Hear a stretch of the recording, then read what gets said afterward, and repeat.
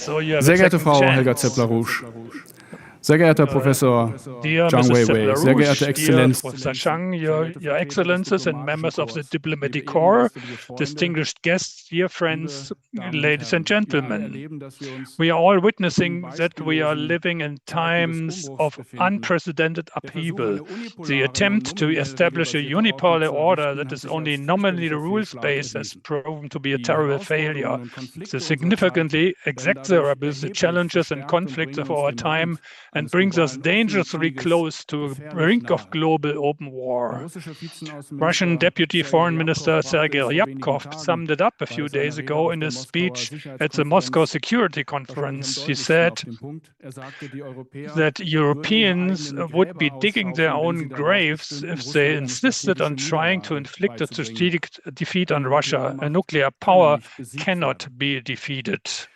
A systemic rethinking is necessary above all in large parts of Europe, particularly in Germany. We need a paradigm shift, a fundamental re-evaluation similar to the time of the adoption of the UN Charter after the horrific Second World War. At its core, this Charter provides for the equal sovereignty of all members, an undivided security, and a universal principle of the right to development. Today, we must eliminate the causes of conflict once and for all. Great powers must coexist peacefully and hopefully and even amicably. In such a stable environment, even groups embroiled in regional conflicts will come together in joint cooperative efforts and ultimately resolve deep-seated resentments. Instead of armed conflict, the elimination of underdevelopment worldwide must become the primary goal of the global community. The means to achieve this are available, whether financial, technological, or political. The outdated world of distorted and unfair relations between established powers on the one hand and de facto colonies on the other must be completely replaced by an international security and development order. This must bring progress to all countries and peoples. The first step is to listen to the views and legitimate claims of those countries we now refer to as the Global South and to offer them constructive cooperation on an equal footing. The Schiller Institute conference is part of a series of similar events designed to initiate and accelerate dialogue as a foundation for our cooperation. I warmly welcome you all. Given the dramatic nature of the current situation, the depth and scope of this transformation required today, the conference motto, the end of 500-year colonial era for a dialogue of civilizations and a new paradigm in international relations, is aptly chosen. This extends beyond the realms of economics and politics. It must challenge the axiomatic foundations of colonialism, the fundamental necessity without which no lasting change will succeed is the restoration of a concept of humanity in which a person is more than just DNA and sensory organs. From birth, a person is endowed with the ability to discover spiritual and moral principles. These enable them to continuously improve their circumstances from the private sphere to the welfare of all humanity. Outstanding speakers have traveled here or will join us online today and tomorrow to participate in the discussion. I will announce that later. It is a great honor for me to introduce them to you during the opening panel. And we will begin now with the keynote address of this morning. Helga Zepp-LaRouche. She is the founder of the Schiller Institute and the International Peace Coalition, as well as editor-in-chief of the magazine Executive Intelligence Review. His president is titled, "We Are the Creative Species in the Universe." Welcome.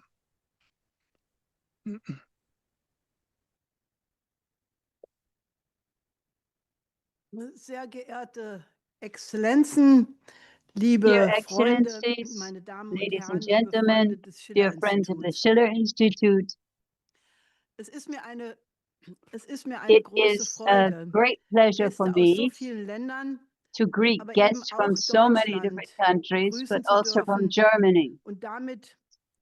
But with that, unfortunately, I have to add a certain touch of bitterness to that by saying that Germany is a country that could very soon, 81 years after the end of World War II, find itself in war again.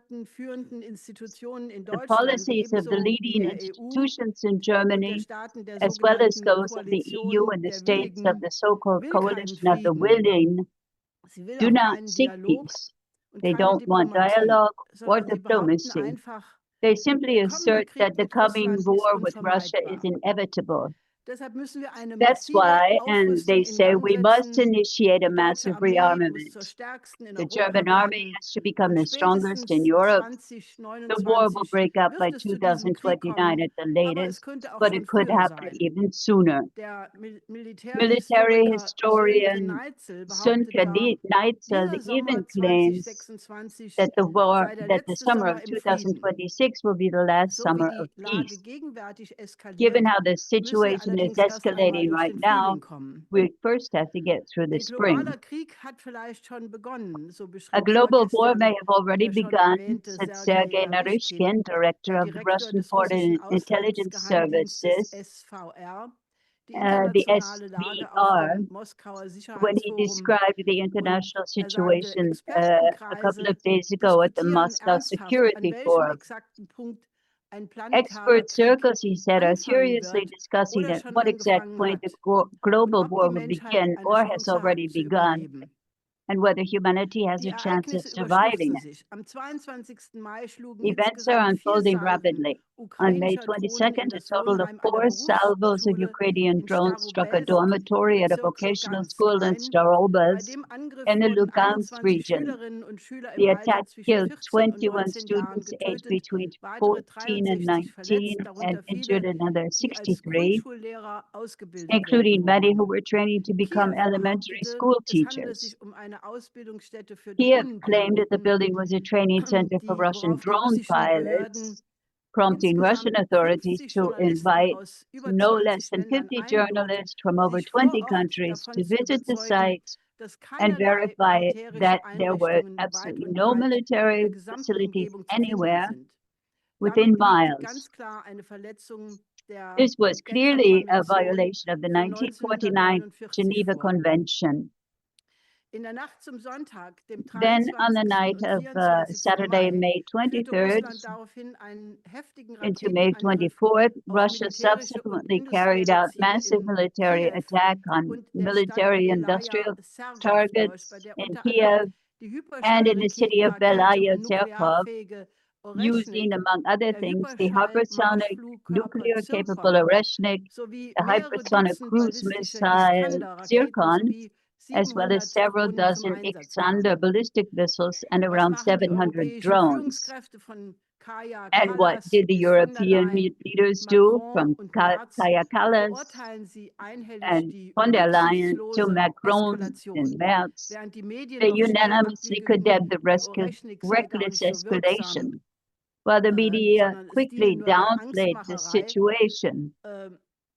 They were all doing this. They claimed that Russia used the Oreshnik just to spread fear, but they did not mention even the attack on the vocational school as having triggered, or just barely mentioned it in an aside. But the Russian Foreign Ministry issued a statement declaring that this attack on the school was the last straw, that an unprecedented number of military strikes against decision-making centers in Kiev was imminent, and that diplomats should leave the city and Ukrainian citizens should stay away from these centers. In response, the Ukrainian Foreign Ministry informed foreign embassies that the threat level was no higher than in previous years and months, that these were Russian attempts at blackmail, and that diplomats should remain. The EU ambassador to Ukraine, Katerina Maternova, posted on Facebook that the diplomats were not going anywhere and that the Russian ministry's claim should not be taken seriously. But Ukraine is clearly stepping over all of the red lines that Russia has established, one after the other. Deputy Foreign Minister Sergei Ryabkov stated on May 26th at the International Security Forum in Moscow that the chances that the fiscal the chances that the nuclear powers will enter into an armed confrontation with potentially catastrophic consequences, that this risk is now much greater. So we must realize that we're talking here about the complete annihilation of human race. The attack on the school in Staroboz is merely the latest escalation in a series of aggressions and crossings of red lines. And these, since the time of the Cold War, they would have been regarded as NATO having entered into the war. First, there was the Kursk offensive, during which Ukrainian troops advanced 35 kilometers into Russian territory between August 24 and March 25. Then on June 1st, 2025, the so-called Operation Spider's Web took place, in which Ukraine launched an attack on Russian nuclear forces deep within the theater and against 4 military airfields that are part of the nuclear triad. Then, on the night of December 28th, 29th, 2025, there was an attack with 91 long-range drones on President Putin's residence in Valdai, which the West dismissed as a staged event, but for which Russia has presented video evidence. In particular, the last 2 of these 3 attacks could already have led Russia to use nuclear weapons on the basis of its nuclear doctrine updated in November 2024, because this, from the very beginning, has been a proxy war by NATO against Russia, and none of the aforementioned Ukrainian operations could have taken place without technical assistance from the US, the UK, and NATO. The possibility of using nuclear weapons has long been on the table, not least due to the joint exercise of the nuclear forces of Russia and Belarus from May 19 to 21. And according to the Russian Ministry of Defense, they involve the highest operational readiness of nuclear weapons. Likewise, the deployment of the most powerful combat missile ever developed, the Sarmat, which is a maneuverable hypersonic glider capable of flying 35,000 kilometers with a variable trajectory and which cannot be intercepted by modern missile defense systems, such as the Oreshnik, is imminent. Until recently, one might have dismissed Sergei Karganov's threats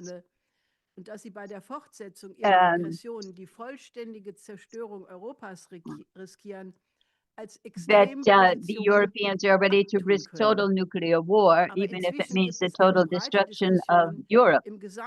But there is now a broad discussion across the entire spectrum of the expert community and among politicians about how the sources behind the pro-Ukrainian war effort, namely the EU and NATO, and ultimately the US as well, can be stopped. We should be indeed very happy that the Russian president is Putin. It should be clear to any first grader that Europe cannot win a war against the world's strongest nuclear power. What on earth then motivates the forces driving the current massive rearmament?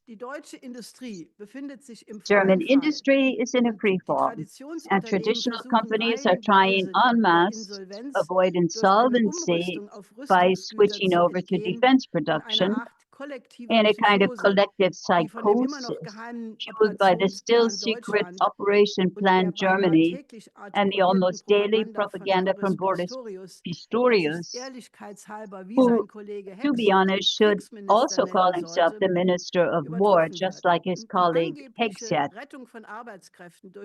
The alleged job savings through this arms buildup threatens to become a self-fulfilling prophecy of the coming war.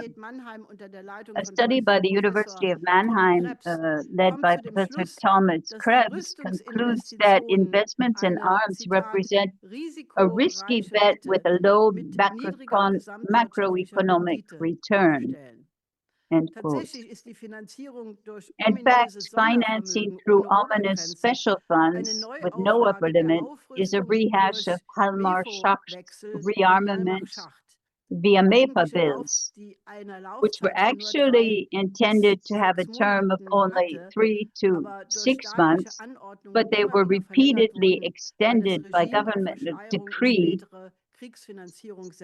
because the regime relied on concealment and subsequent war financing. Has the entire German establishment forgotten German history so thoroughly that no one notices this parallel? I fear the reason for this flight into a renewed arms race frenzy is obvious. The whole world is openly discussing how the West, in its attempt to force a unipolar world order under dominance after the end of the Cold War, and this attempt has failed spectacularly. The political elites of the West bear a heavy burden of guilt for having missed the unique historical opportunity of 1989, the fall of the wall and the end of the Cold War, to establish a peace order for the 21st century. The Russian leadership at the time acted with extraordinary generosity in agreeing to the reunification of Germany, despite recent history, and even agreed to the reunified Germany's membership in NATO, albeit with the stipulation that no foreign troops be stationed on the territory of the former GDR. East Germany. The warmongers today are counting on us all suffering from political amnesia, but we must not allow the attempt to rewrite history to succeed.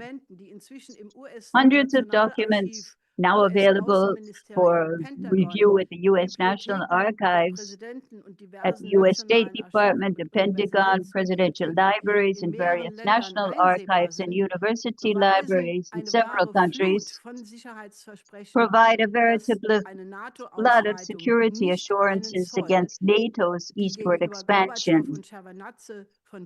It said NATO would not advance a single inch. People such as Baker, Bush, Genscher, Kohl, Gates, Mitterrand, Thatcher, Heard, Major, and Werner. These documents clearly show that the Russian complaints of being deceived are entirely justified. Former CIA Director Robert Gates has publicly admitted that Gorbachev and others were deliberately led to believe that NATO would not expand eastward. So is NATO's six-fold eastward expansion and the deployment of offensive weapon systems on Russia's border, which amount to a de facto reverse Cuban Missile Crisis for Russia, supposed to have been no provocation? The Helsinki Final Act explicitly established the principle of indivisible security, but all of Russia's repeated warnings regarding the deployment of so-called defensive missiles defense systems in Poland and Romania, which can be converted into offensive systems within hours, were ignored. Now, in his 2000 speech to the German Bundestag, which Putin delivered partially in German, he was still optimistic about future cooperation in Europe. But by the time of the attempted Orange Revolution in Ukraine in 2004, Russia had become aware of NATO's geopolitical objectives. And at the 2008 NATO summit in Bucharest, Angela Merkel and François Hollande opposed George Bush's demand for Ukraine and Georgia to join NATO because they knew that this would mean war between NATO and Russia. Professor Mersheimer wrote that both the Russian invasion of Georgia in August 2008 should have dispelled any doubts about Putin's determination to prevent the accession of Georgia and Ukraine. My late husband, Lyndon LaRouche, also warned at the time that in Georgia, that this was an attempt by Putin to avoid a third world war. Now, the 2014 Maidan coup was a Western-backed coup. Victoria Nuland of the State Department boasted that her office had spent $5 billion on NGOs, and their primary task was to lay the groundwork for further color revolutions. Nuland is infamous for her statement "F the EU" on her phone call with U.S. Ambassador Jeffrey Piaz, which no one has forgotten. On February 21, 2014, then Foreign Minister Steinmeier, Sikorsky, and Fabius guaranteed an agreement with President Yanukovych that was supposed to enable a peaceful resolution of the conflicts with the opposition. But exactly one day later, the coup took place with the involvement of various intelligence agencies. But there was no mention of this so-called guarantee by then. Then a year later, Merkel took the lead in negotiating a Minsk II agreement, which concerned the autonomy of the Donbass. And both Merkel and Hollande later admitted that they had done so solely to give Ukraine time to carry out a comprehensive rearmament. In a 13,000-word article published on March 31, 2025, the New York Times released the findings of a year-long investigation based on 300 interviews, documenting that the U.S. had been directing the war in Ukraine from the clay barracks in Wiesbaden since at least mid-April 2022. This fully confirmed that the war in Ukraine is a classic proxy war between NATO and Russia. And now, as a consequence, Germany is on the brink of war with the world's most powerful nuclear power. One could argue that Germany's lack of sovereignty ultimately made it a victim of Anglo-American policy. But at the very latest, since the so-called coalition of the willing, it has sought to undermine Putin and Trump's attempts to end the war in Ukraine and to normalize relations between the two strongest nuclear powers. So, in that light, this kind of sounds like the defense of a teenager who kills his parents and then asks the judges for mitigating circumstances, pointing out that he is, after all, a minor. The immediate threat of war in Germany and throughout Europe, however, is merely a consequence of the elite's hubris in seeking to establish a unipolar world order based on the Anglo-American special relationship after the end of the Cold War. The policy of regime change, color revolutions, unilateral sanctions, and wars of intervention has led to a massive boomerang effect, as a result of which the nations of the Global South are now determined to finally overcome the 500-year period of colonialism and realize their inalienable right to develop into fully developed modern industrial nations. Even if the official narrative of the West will indignantly reject this demand, it is ultimately the determination of the global majority to establish a new, just world economic order that is driving the geopolitical wars against Russia and Iran, wars that are ultimately aimed at destroying Russia and China, the two pillars of the New World Order currently in the process of development. But now President Trump, who actually began his second term with the promise of being the president of peace, has been waging, together with Israel, the second unprovoked war of aggression against Iran for the past 3 months. Neocon Robert Kagan characterized the outcome weeks ago of this as a far more far-reaching defeat for the U.S. than those in Vietnam, Iraq, or Afghanistan. Indeed, we are witnessing the world order as it was established after World War II and then again after the end of the Cold War. This world order is in the process of disintegration. Trump has officially declared international law to be invalid. The security architecture based on the presence of U.S. military bases in Southwest Asia lies in ruins. NATO and the EU are crumbling, and in transatlantic relations, the elites, whom the otherwise culturally uneducated Samuel Huntington once aptly described as dead souls, and Davos men, and who have since become notorious as the Epstein class, are trapped in their socio-cultural bubble, as Huntington also termed it, in which they have completely lost touch with the interests of the majority of the population. Instead of reacting to the failure of the liberal economic model with a desperate attempt to cling to power through rearmament of war preparations, we in the West must instead correct the inherent systemic flaws in our current economic and financial model.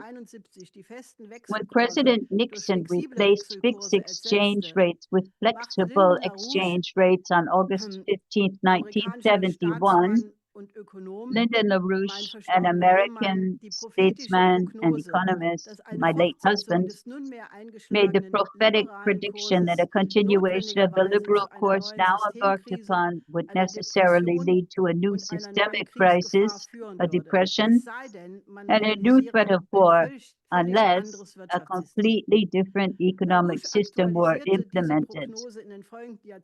In this forecast, or LaRouche updated this forecast in the following decades, each time a further step in liberalization and declaration had been taken. The precision of his analyses can be verified in hundreds of articles and videos. But he did not stop at analysis. Each time he also presented concrete programs, not least his 4 laws for overcoming the global economic and financial crisis, which are contained in my 10 principles.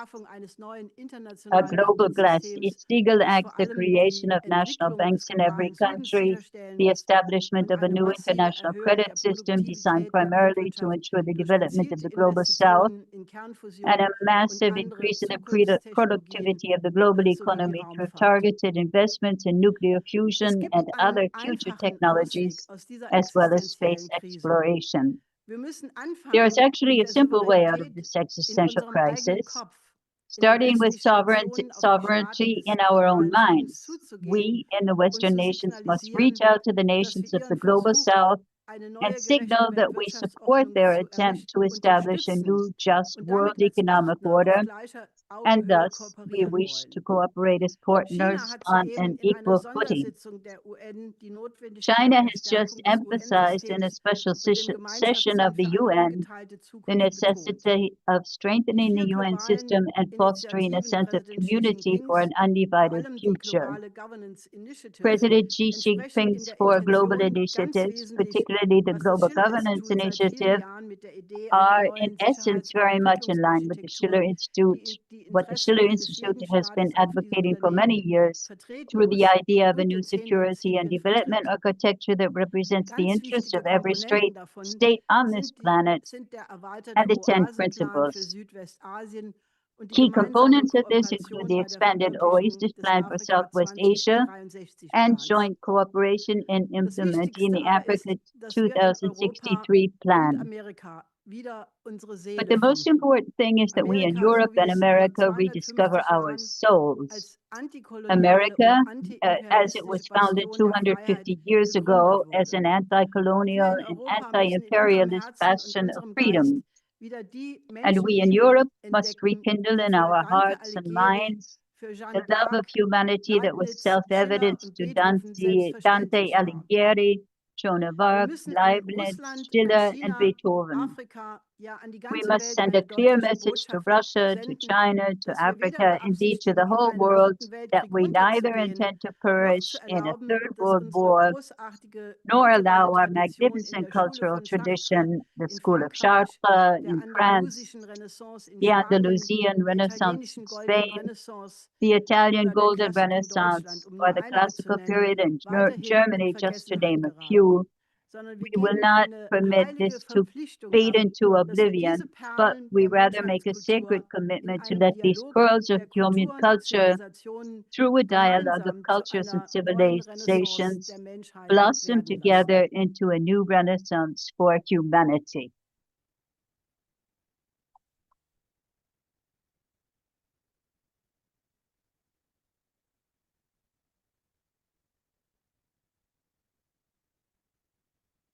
Vielen herzlichen Dank.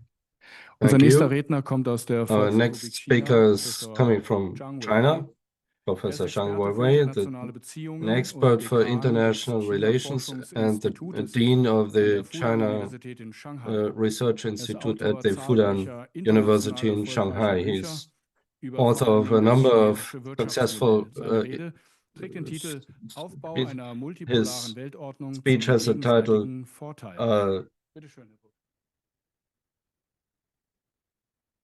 he will be speaking in English. Thank you, Stephan. Thank you, Helga, for your enlightening speech. I will discuss a topic. It's called the building a win-win multipolar world order. And as a scholar on the Chinese model of development, one feature of this Chinese model is experimental.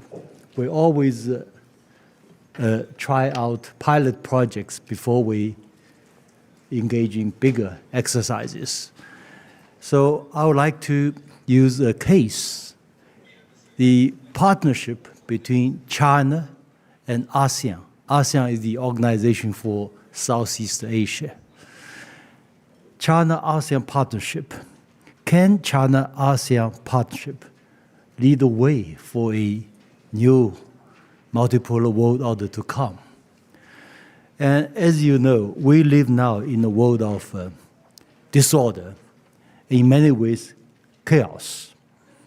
And I remember the theme for the 2024 Munich conference, security conference, was lose-lose, which reflects Europe's current predicament.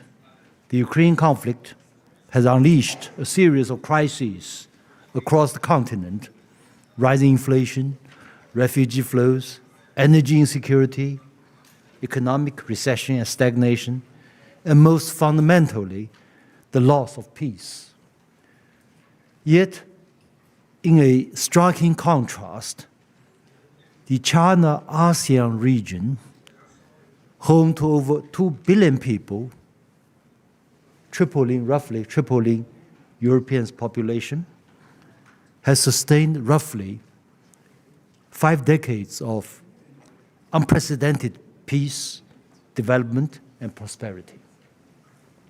So I will try to explain to you from my point of view how to explain this Asia's success, and from Chinese point of view, where or why Europe has gone wrong. And also discuss to what extent perhaps China-ASEAN partnership can be a guide for a win-win multipolar world order in the years to come. And Chinese like to discuss this everything. We focus on the fundamentals, get fundamentals right. And the fundamental of the fundamentals is always development. But somehow in the West, this word rarely used, especially for their own, for the West itself.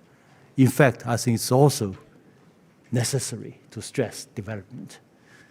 And this is crucial. And because people's livelihood is extremely important in Chinese philosophy. Whatever you do, politically, economically, socially, it must end down to deliver something tangible for people's livelihood, whether in material terms or non-material terms.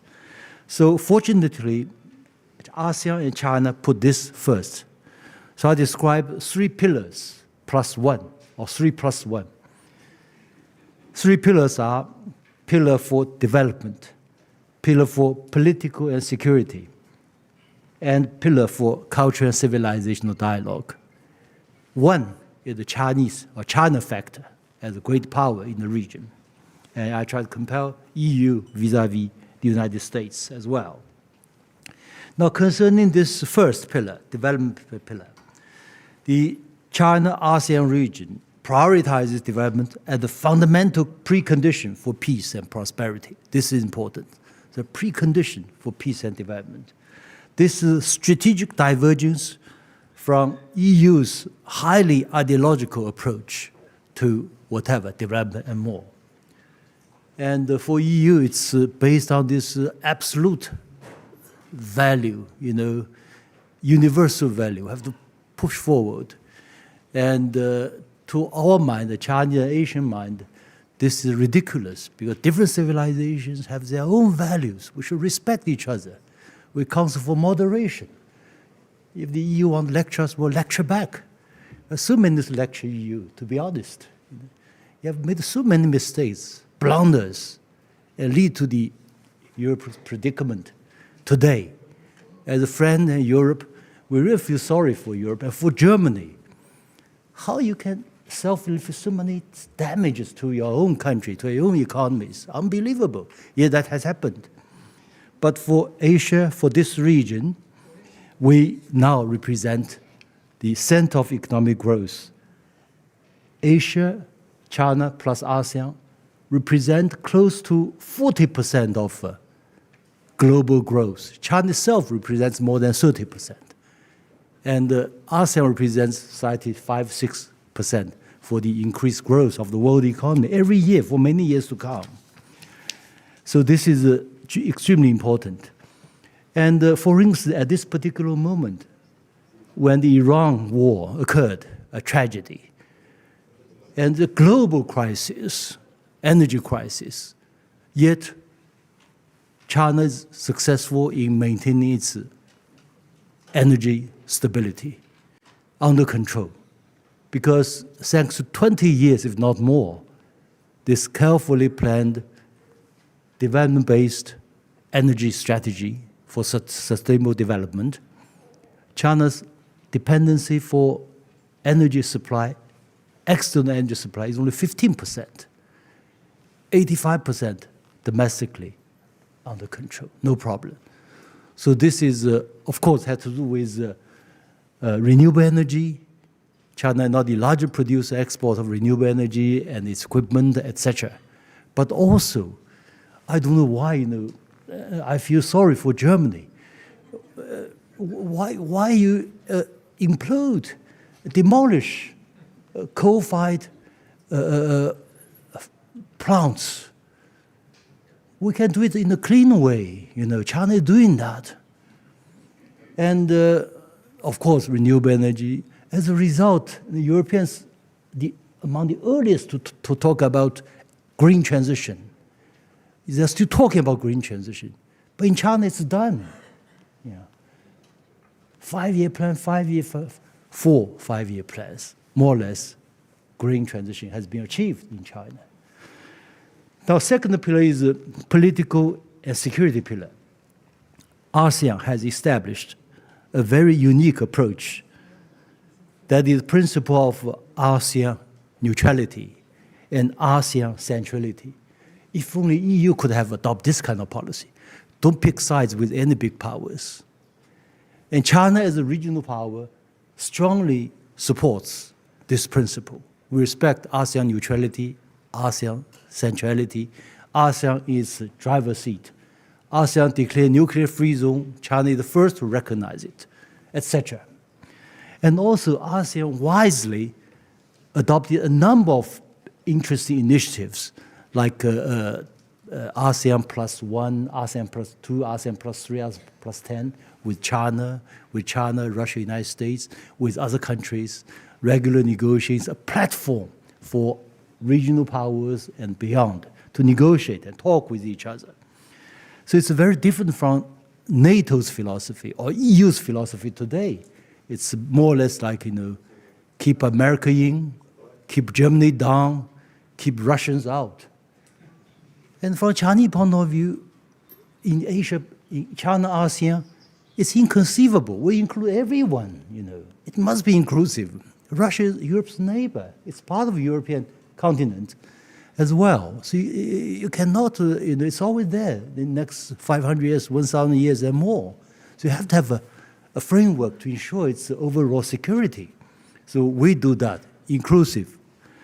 The third is the cultural and civilizational pillar, which is very important, which is a philosophical foundation for China-ASEAN community with a shared future. We talked about this openly in legal documents, a shared future for China and ASEAN.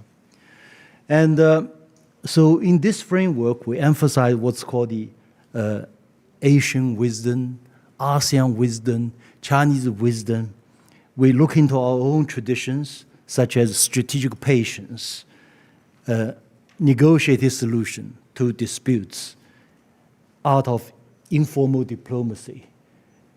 China and ASEAN seldom vote, if not never vote. If there are difficult point, we organize an eminent persons group, and then they have a discussion, and 1 round and 2 rounds in a separate room. In the end, something can always be found if all sides have this sense of willing to do something. And also, very importantly, 2 steps forward, 1 step backward. It doesn't matter, so long as we are making some progress.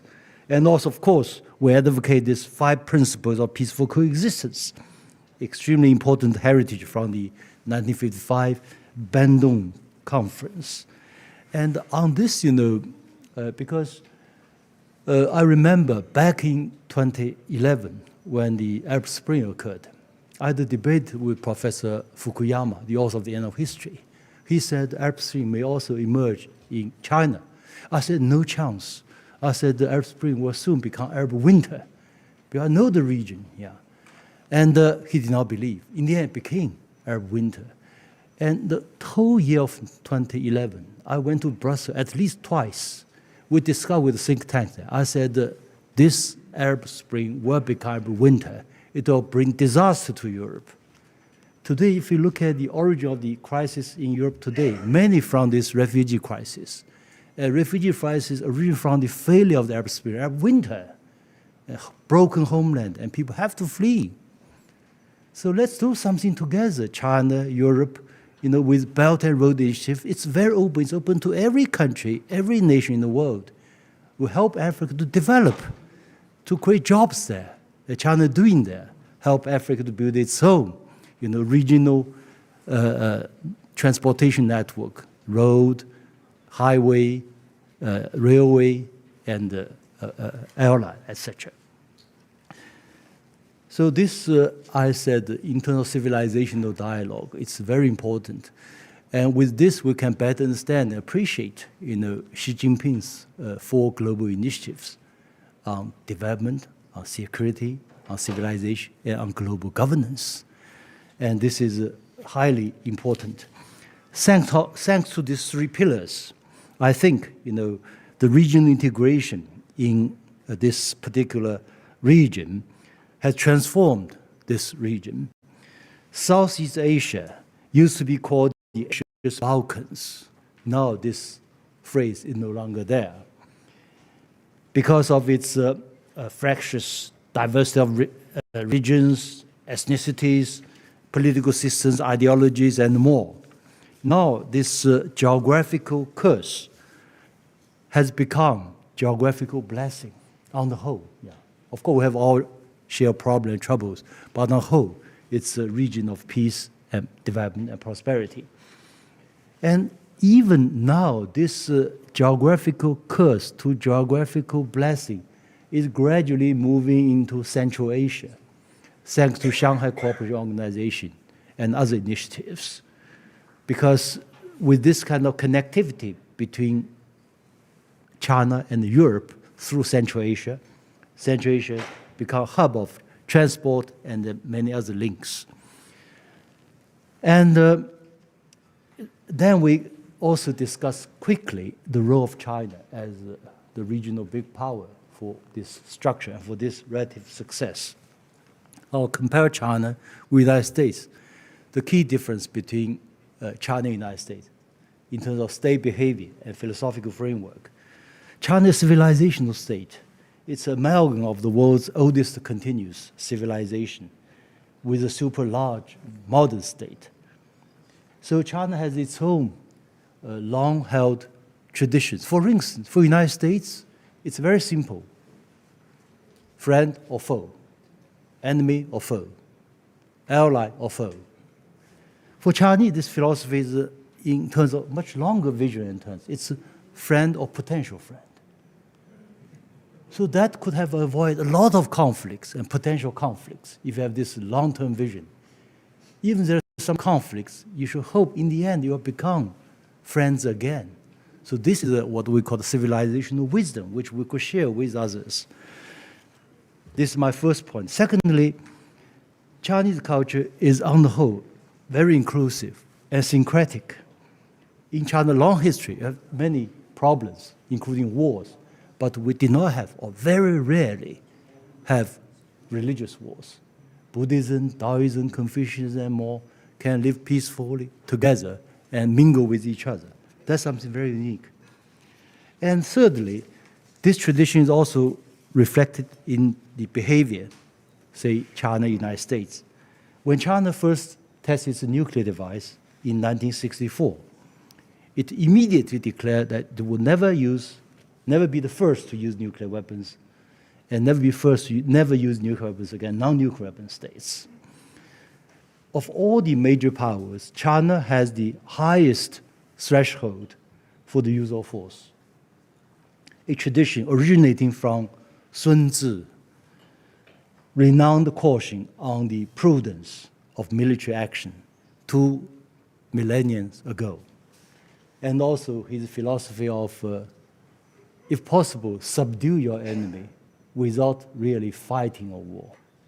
So we are tremendous asset and tradition for peaceful solution. Yet, of course, China has, as a modern state, has built up a powerful defense capability. U.S. Defense Secretary said about this time last year, he said, you must know, China now has this North power. They can destroy all our aircraft carriers within 20 minutes. In theory, if you put all the 10 aircraft carriers in the South China Sea, it will go down and within 20 minutes. But we hope this will never happen, military confrontation between the two superpowers.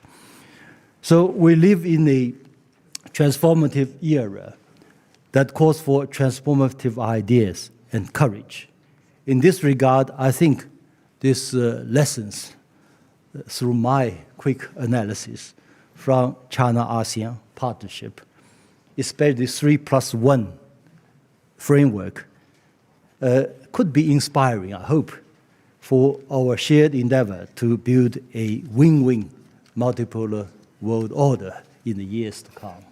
Thank you very much. Thank you.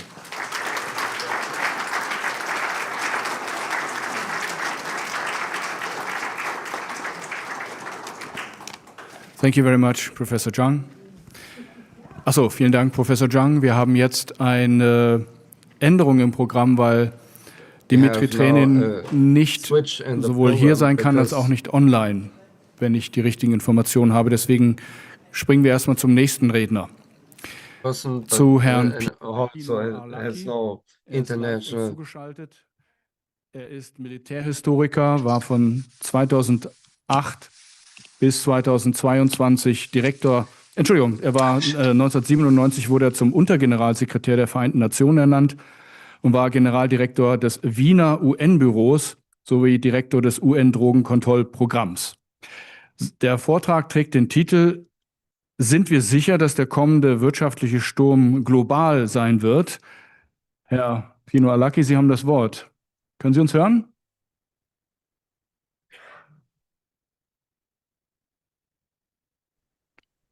I think you're muted. Can you hear us? Okay, I activated Any information about the sound? Can you hear me?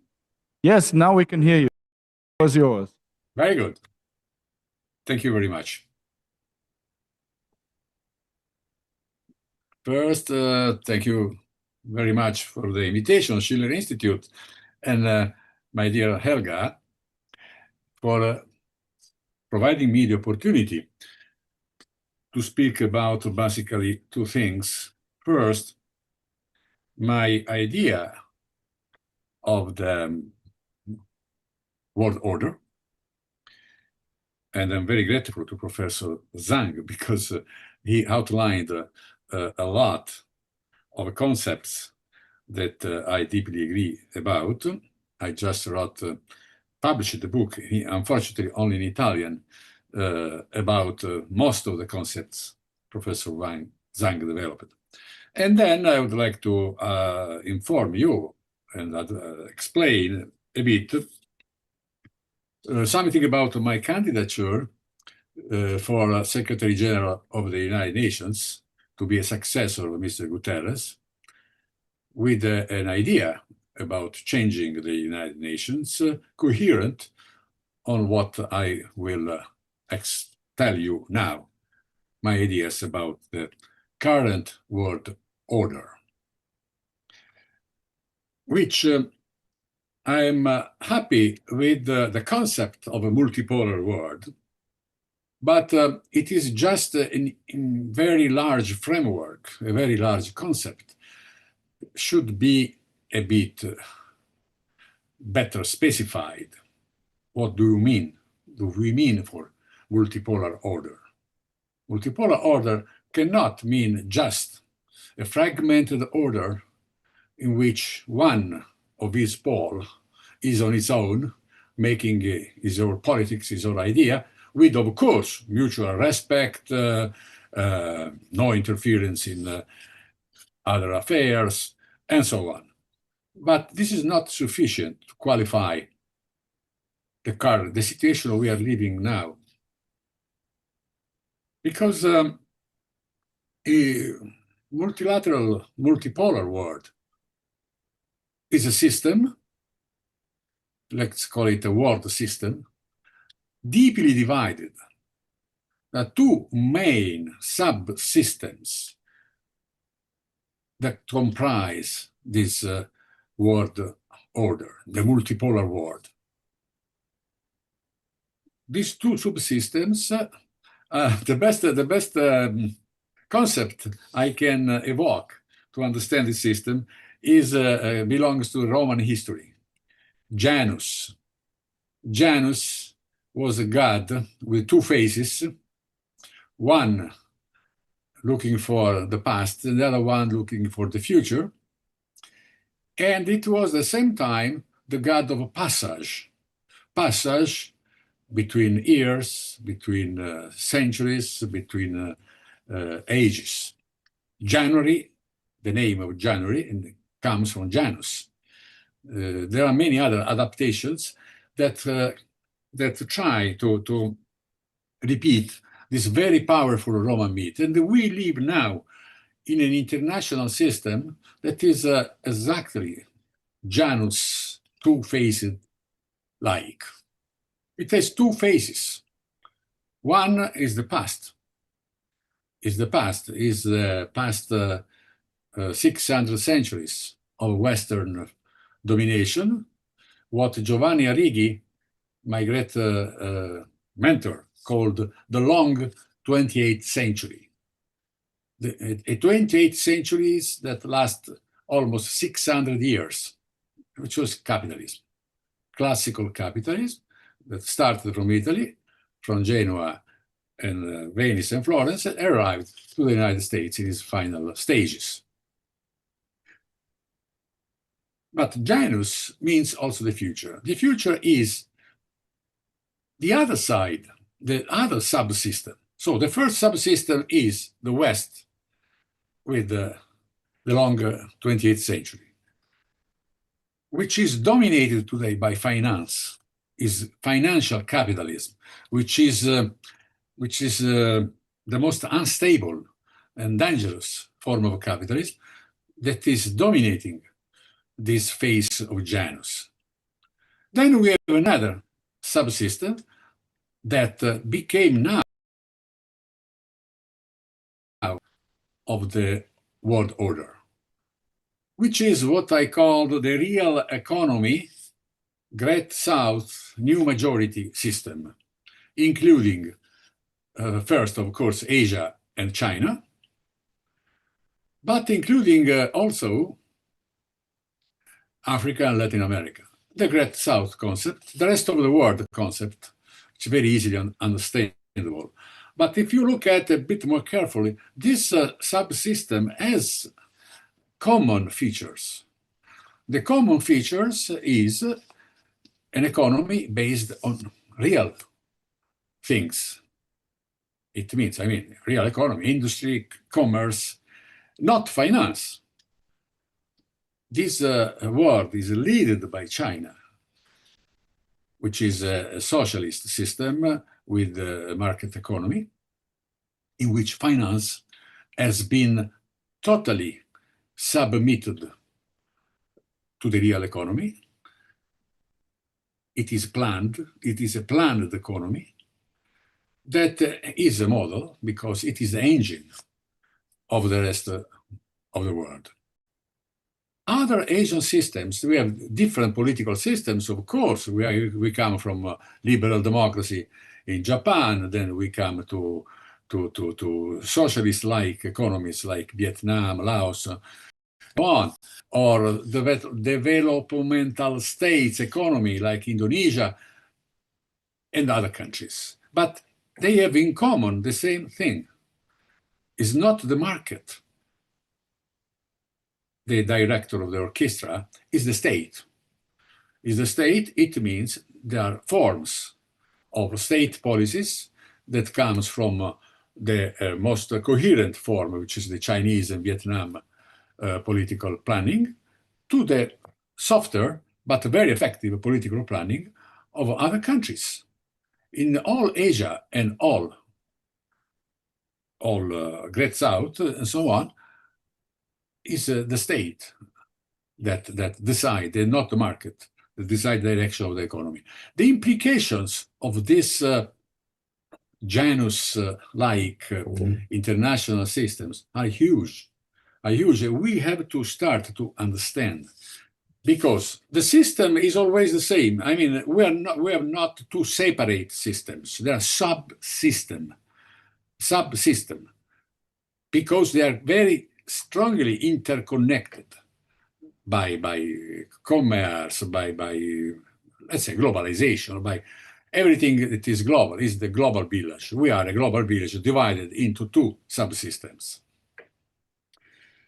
And today, they move in opposite directions. It's really Janus. They look at incompatible directions, even if there are attempts to dialogue, to see the unity of the system. All these attempts comes from the Global South, comes with the projects, the peaceful projects, international relations, in peaceful Asia. I like very much Professor Zhang reference to the Asian peace, Asian Pax. Students call it Asian peace. A part of Asia that was in the chaos, in the conflicts, in a catastrophic and warlike situation, transformed itself in the last 40 years into a peaceful area where countries have differences and so on, but we do not have a single important conflict going on, except maybe an internal civil war in Myanmar. and we are talking about the biggest region of the world, the most important one, this subsystem account for, I have a bit more generous of Professor Zhang, account more than 40%. If we calculate the contribution to the global growth, we arrive, if we join Asia to Africa and Latin America, we arrive easily to 60%, 70% of the world economy growth. So we are talking about the current majority of the world system that is peaceful. It's peaceful. Chinese projects are peaceful. And I examined all the international security strategy of Asian countries, but also other countries belonging to the global south. And I don't see one single country that has one single concept of being threatened by others. All countries want development as the base for a stable peace. All countries want peaceful coexistence. And the figures of military spending, careful, reflects that. If we use military spending parameter for measuring the war-like attitude of states, we take out the figures of Europe, United States, and Russia, and Ukraine, countries that are at war or at a potential war, we see that the Great South, the great majority of the countries of the world, do not increase military spending measured on GDP. There is a constant multi-decade trends of decrease that still works today. And this is very important for the world peace because we are talking about concrete figures, not just ideas. So it's on this base that I'm advancing my candidature to be the next Secretary General. We need simply to update the UN system, make it more coherent with this new world order, with the aspiration and the position of the great majority of the states of the world. And I know this because I was already Under Secretary General for 5 years. I took care of fight against narcotics, crime, corruption, and so on. I was the head of the Vienna Center of the UN. I worked with Kofi Annan for 5 years. I know a bit of the system.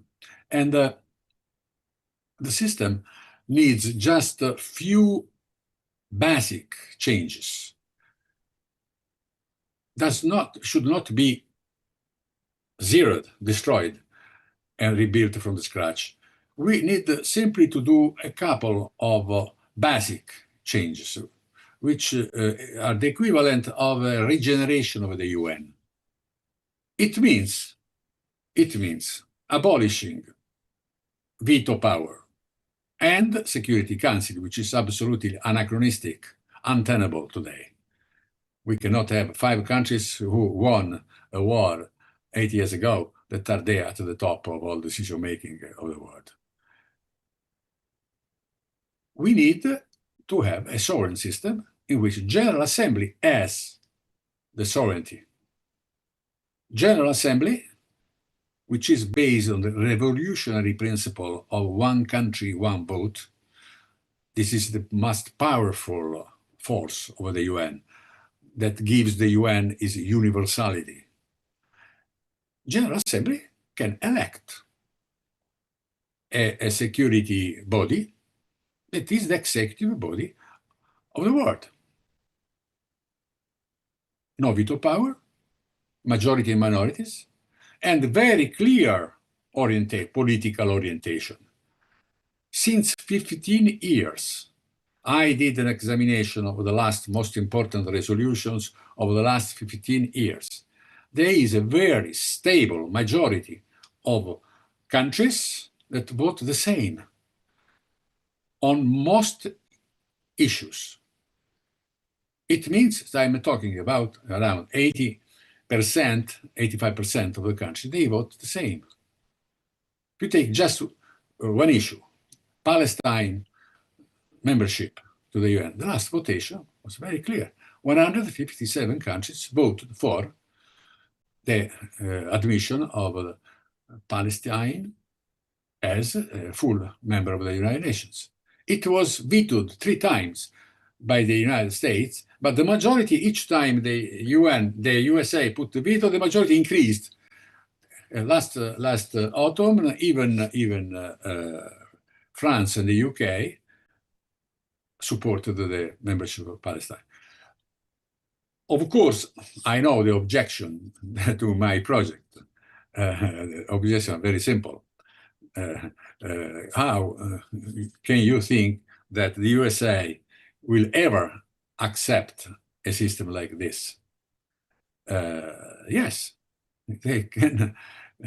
They, of course, will not like. They are the power, the declining power, and everything that the international system does on the side that I spoke before is diminishing its power. But there is nothing to do. They have to accept this or be outside the system. With Trump, they are starting to do a kind of anticipation of this issue, staying out of every possible majority, or even their own majority. But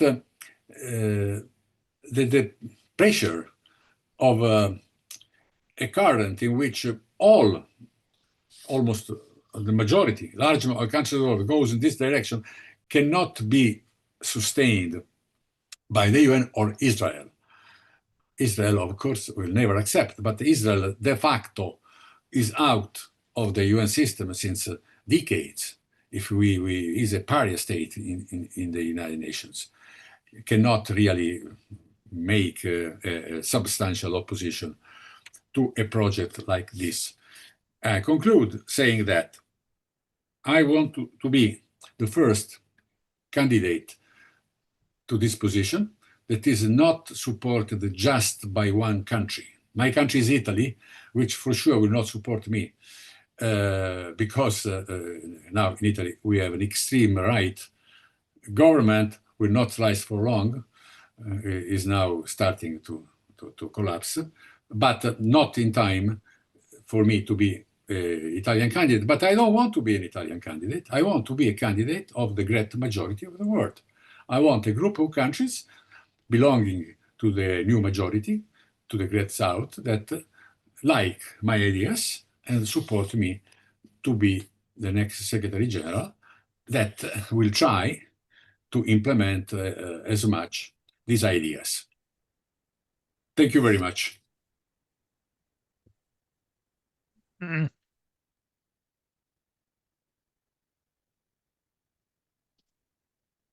Vielen Dank.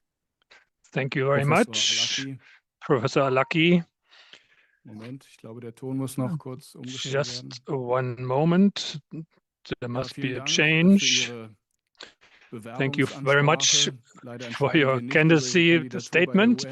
Unfortunately, I don't decide on that here, but I wish you very luck. It looks very interesting. Mr. Trainin doesn't have a secure internet access. Therefore, we go to the next speaker. The US American former US Ambassador Freeman. He has worked as a lecturer and at the US State Department of Defense. As a diplomat, he served as ambassador to Saudi Arabia and worked at embassies in Thailand and China. He is the author of several influential books on foreign policy. His lecture is what we will see now is titled The Birth, Death and Possible Rebirth of the World Order, and he will be delivered by video. Good morning. I'm in New Hampshire and it's the very early hours before dawn. So I've recorded this message, but I hope I will be able to join you for the question and answer period. Ladies and gentlemen, we are witnessing the end of multiple epochs. The world of our parents and our childhood is no more. Never has the dire description of current events attributed to Antonio Gramsci seemed more apt. He said, quote, "The old world is dying and the new world struggles to be born. Now is the time of monsters," unquote. Sadly, my country, the United States of America, has become such a monster, foolishly dismembering the world order it originally sponsored. 5 centuries ago, the birth of the Spanish and Portuguese empires ushered in an age of European global supremacy.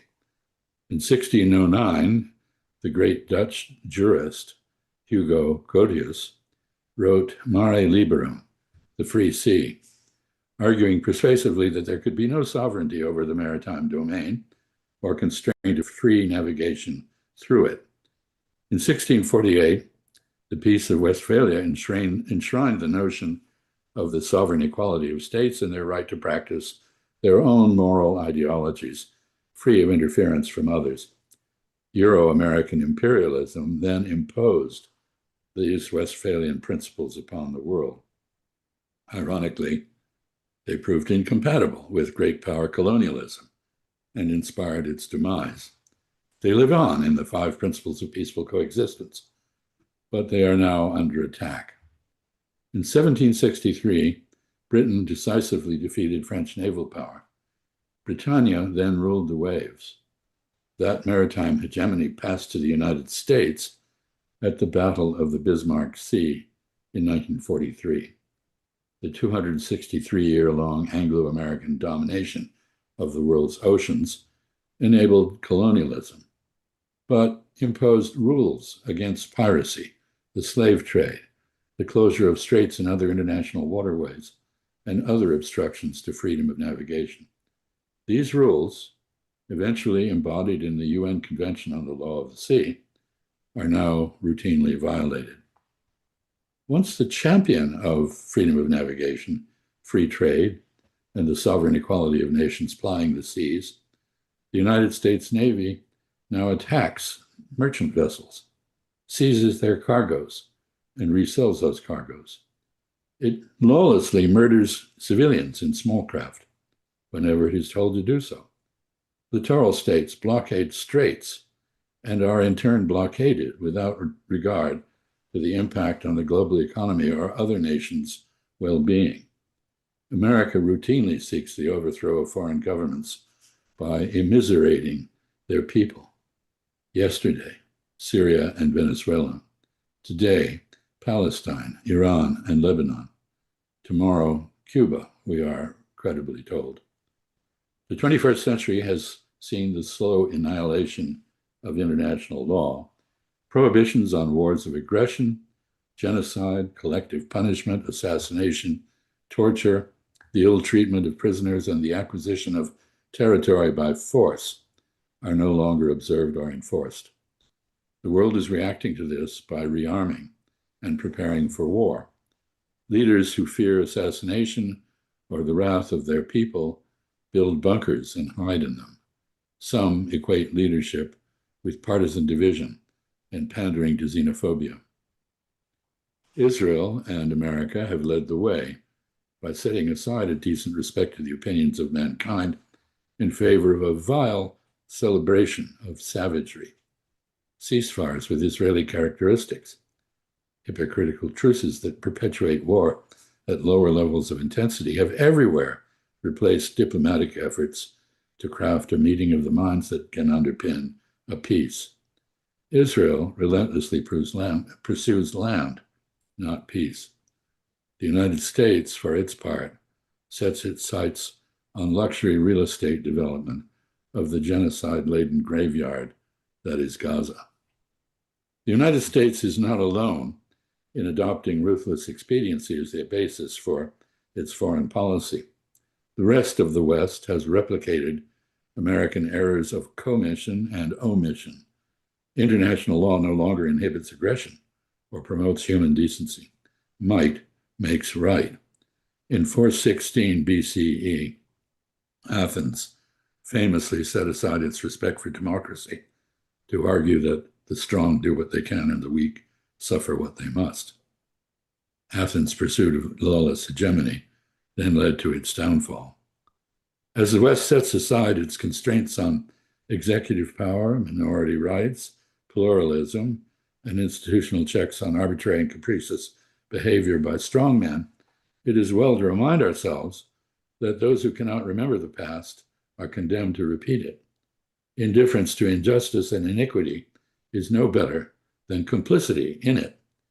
In 1919, William Butler Yeats forecast this when he wrote that, quote, "The best lack all conviction, while the worst are full of passionate intensity," unquote. In 1925, another poet, T.S. Eliot, predicted that the world would, quote, "end not with a bang, but with a whimper," unquote. As the world order we knew dies, there are many whimpers. So far, no bang. But we are working our way toward one. The United States has abrogated every one of its arms control agreements, greatly increasing the potential for war to escalate into a nuclear exchange. The Russian Federation is under pressure to respond with nuclear weapons to the NATO and EU proxy war in Ukraine. China is building a massive nuclear arsenal to counter possible American intervention in its civil war with the authorities in Taiwan. I cite poetry because it makes the irrational intelligible without killing its strangeness. The world is suffering a nervous breakdown led by apparent sociopaths and depressed by a feeling of hopelessness. What is the cure, and where is it to come from? We're beginning to see possible answers to this in the Judeo-Christian Islamic prophetic tradition. Ideas can become actions that improve the world. Those who speak truth to power are vindicated when their considered judgments gain traction and move societies toward justice. Brave women like Francesca Albanese defy the contemporary hear no evil, see no evil code of public indifference to the dehumanization of other human beings. Brave politicians like Pedro Sanchez of Spain break ranks with their pusillanimous European colleagues to lead their nation in refusing cooperation with evil. In the emerging polycentric world order, small and middle-ranking powers gather moral weight. The world's peoples want honest governments whose policies follow the golden rule, not regimes that contradict it by practicing exploitation, cruelty, or moral indifference. In many countries, privileged elites that have estranged themselves from ordinary citizens are under mounting criticism and pressure to reform. Brave gatherings like this one call for a return to the rule of reason, a renewed focus on peace and economic development, the curbing of the excesses of financial capitalism, and the recovery of the belief that human society can be improved by rational inquiry and institutional reform. All this lends hope where it has been absent.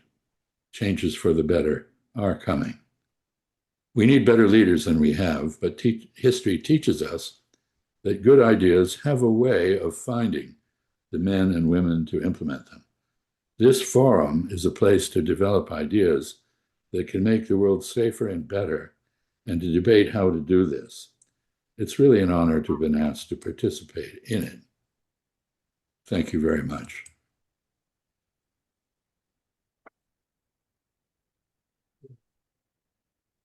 Vielen herzlichen Dank, Chas Freeman, Herr Botschafter Chas Freeman. Very much. Wird uns später bei der Diskussion auch noch Mr. Ambassador Chas Freeman, he will join our discussion. But before that, we have two more presentations. One is from a gentleman from India, Frau Dagdelen. I haven't seen Mr. Dagdelen. Mr. Tripathi was a high-ranking officer in several Indian ministries. He's a member of the board of the World Peace Council, and he's so we're welcoming Mr. Tripathi. Good afternoon, ladies and gentlemen. It's a pleasure speaking to you in this August gathering. But at the same time, it's very difficult to be the last or penultimate speaker before the lunch. So I hope you have the patience to hear me out. I hope I'm not looking like a sausage. So because the lunch is approaching, please. So now I have your attention. The topic of my address is the urgent necessity of a new global security and development architecture. This topic is very serious one. Seeing the present conflict, the world today stands at a historic and vulnerable turning point. Thank you. Thank you. The present scenario, I repeat, the world today stands at a historical and vulnerable turning point. Humanity is facing an unprecedented convergence of overlapping, high-intensity crises that are exposing the limits of existing global security bubble and demands for development architecture.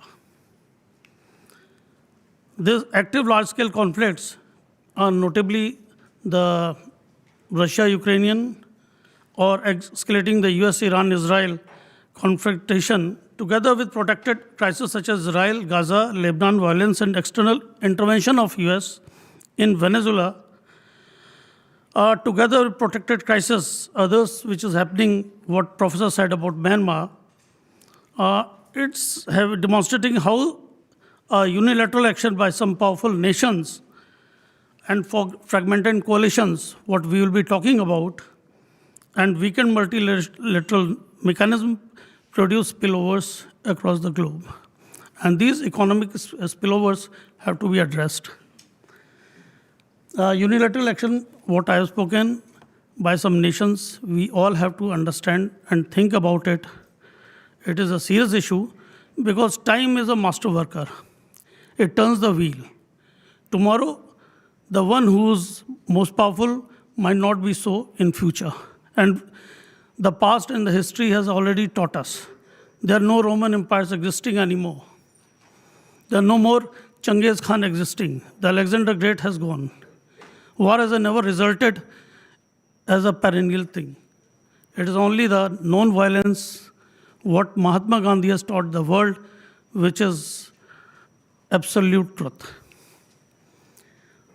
Fragmented coalitions, unfortunately, organizations like UN, NATO, ASEAN, they're not so effective, which was expected out of them. And because what my previous speaker has spoken about veto power, yes, we have to think about it because the absolute power cannot lie in the hands of God's chosen few or these chosen few ones. Everybody needs to be heard, big or small. This is how the world goes because we all are part of the entire chain. Whether a country is small, big, economically strong, or weak, has a role to play in this ecological system, and they have to be addressed. Now, this has led to economic slow meltdown, which we are seeing it. The retardation which has started will have to be addressed because unless until it is not stopped, this will lead us to catastrophe, might lead us. The food insecurity is there. The previous speaker has already spoken about the illegal immigrants, the influx of refugees, the escalating border disputes. Now the requirement of realignment or new global security. So a word new comes when we are looking for something within ourselves, evolution. Here it is not the evolution. It is not the something new we are going to find out. We have to think about the realignment and we can call it the new. And now when we talk of these new or realigned global security order and development architecture, I have certain suggestions. And whenever we design this realigned, we have to draw the inferences from the past. Why? We are asking for the new or realigned because the present one is so not effective. So when the present one is not so effective, the new one has to draw its inferences, look into the past, where it went wrong, and what all the best we can draw out of that, and then design and develop a new one.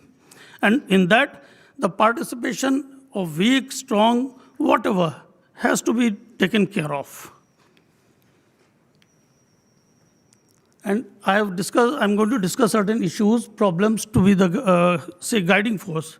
Because whenever we decide and design a system, there has to be certain directives. And those directives in this new alignment have to be drawn as inferences from the past. And we take it as a protective measure for that. The present scenario is limited effectiveness and paralysis of global organization, and then selective reinforcement, which we all are seeing it. We have to mitigate the power in the hands of chosen few, which my previous speaker has already emphasized upon. Yes, the veto power and such power cannot keep on lying perennially till the end of the world into the hands of God's chosen few, because the time is dynamic. It is never static. The power keeps on changing from one person to another person in the country, in the society. Similar is the case about the countries. And all countries have to keep this in mind. And the proxy dynamic has to be addressed, because at times we are seeing how the situation is evolving. This was because of proxy dynamic. Certain country which was trying to meddle as a proxy in some other country has resulted into these conflicts and war. And the most unfortunate part is one of the two strongest nations once upon a time, when the world was divided into a bipolar system, both are directly or indirectly at war. So this is a very serious issue, and I would submit that all great minds should come together, think about it, because war has never resulted into a solution. Humanitarian crisis, civil protection, and refugees, these three issues might seem to be very trivial, but they have to be taken care of in the new global security order. Why are we here? Because we are all human beings, Homo sapiens. If we are not looked after, these all materialistic things won't matter. So the crux of the matter should be these things. The human issue and human aspect should always be dealt with, and firmly. Economic shocks should be taken care of in this new order system. Could be man-made or could be natural, what we have seen during our COVID. So such kind of things might come in future in this new global security. This issue has to be addressed. And the development impediments, they have to be very fair and not for the chosen fews. Legitimacy crisis for international law and norms enforcement. This is a very serious issue. There are certain countries, certain people who are behaving on their whims and fancies because they're the head of the state. I don't know to name a few, but that has always been the part of the history. Why the conflict takes place? Because somebody at the helm of the affair thinks so, and he or she does draw his own line. And then they care too much for the international law. Sorry. So whenever such thing happens, the international law body has to enforce itself. For that, the rest of the world has to actually devise some system when we are when we are designing the new global security order. It has to be addressed. It is not that internal court of justice is there sitting there calling a person, please appear, and the person is not bothered. So these law has to be enforced. Weak crisis response financing system. Today, no one has touched about the global south. Why the world is addressing as a economically weaker global south? I don't agree to that. World is one. There can't be an economic global south or a so-called economically powerful north. No. The world has to be balanced. Today, the resources are there. So this financing system, whenever there's crisis, has to be very fair, just, and timely. The reconstruction mechanism has to be evolved in such a way the participation of the neutral bodies and the affected parties should be at par, and should be very quick. Today's world, the war is not only fought or the conflict doesn't arise because of physical weapons. It is being fought and due to misinformation, creating doubts in the mind of the public through media and through various technological means. So the technological information warfare and cyber risks have to be incorporated in the new world order. How it has to be tackled, how it is to be addressed. For this, a world media body can be devised, like we had United Nations, ASEAN. So such body should be there, which should be heard and seen by the people. That would be more authentic. People will have more reliable thinking about them. Regional fragmentation, which we are seeing, the Professor Zhang has discussed about South China. We have to address it. And whenever such thing happens, it should not be left for that particular group of countries to tackle. No. The rest of the world should come together. After all, world is one. It is one family. We have to think that way. There has been so many dynamics in the past, even in the history of Europe. We have seen Austro-Hungarian Empire was so big, and then again it squeezed out. So we have to understand. The problem should not be left for those nations to get it sorted out. It should be addressed by the other nations. So regional fragmentation has to be addressed through a body, and everybody has to understand that. And unequal burden sharing. A weaker one has to bear the brunt of the conflict, and the powerful might walks away with the entire, I would say, not the loot, but doesn't share the burden. So that is one of the important points. Now I will come back to the second part of it, the development architecture. This development architecture is not only physical, it is about human. The various aspects associated with the human beings, whether it be the basic needs of human being, whether it is health, water, education, everything has to be incorporated in these development architecture. And about one of the issues which I'm going to cover, I want to say in beginning about the education. In most of the world, the education should not be through the books. It should be human-based. The humanistic approach should be there, and things will evolve much better. The first point I would submit is establish effective crisis diplomacy norms.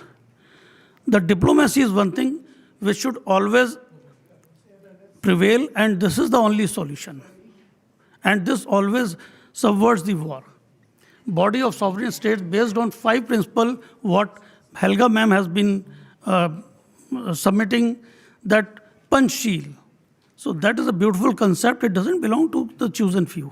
It's a time-tested mechanism that should be taken care of. And the UN Charter, it should again be reinforced, or in the new body, whichever way it works. But somewhere the beginning has to be made. Timely global conflict response. This is the most important. What happens, for example, in South China Sea, we are just sitting ducks. People are watching. No. If there is a problem, let all heads come together, sit down. There's always solution to a problem. Because when there is a problem, there has to be a solution. The solution might help someone, might not, but then a proactive mechanism has to be put in. Reconstruction of financing facility has to be incorporated because the world economics is such and it is very dynamic. If one small country gets affected, it gets transferred to other as well, sooner or later.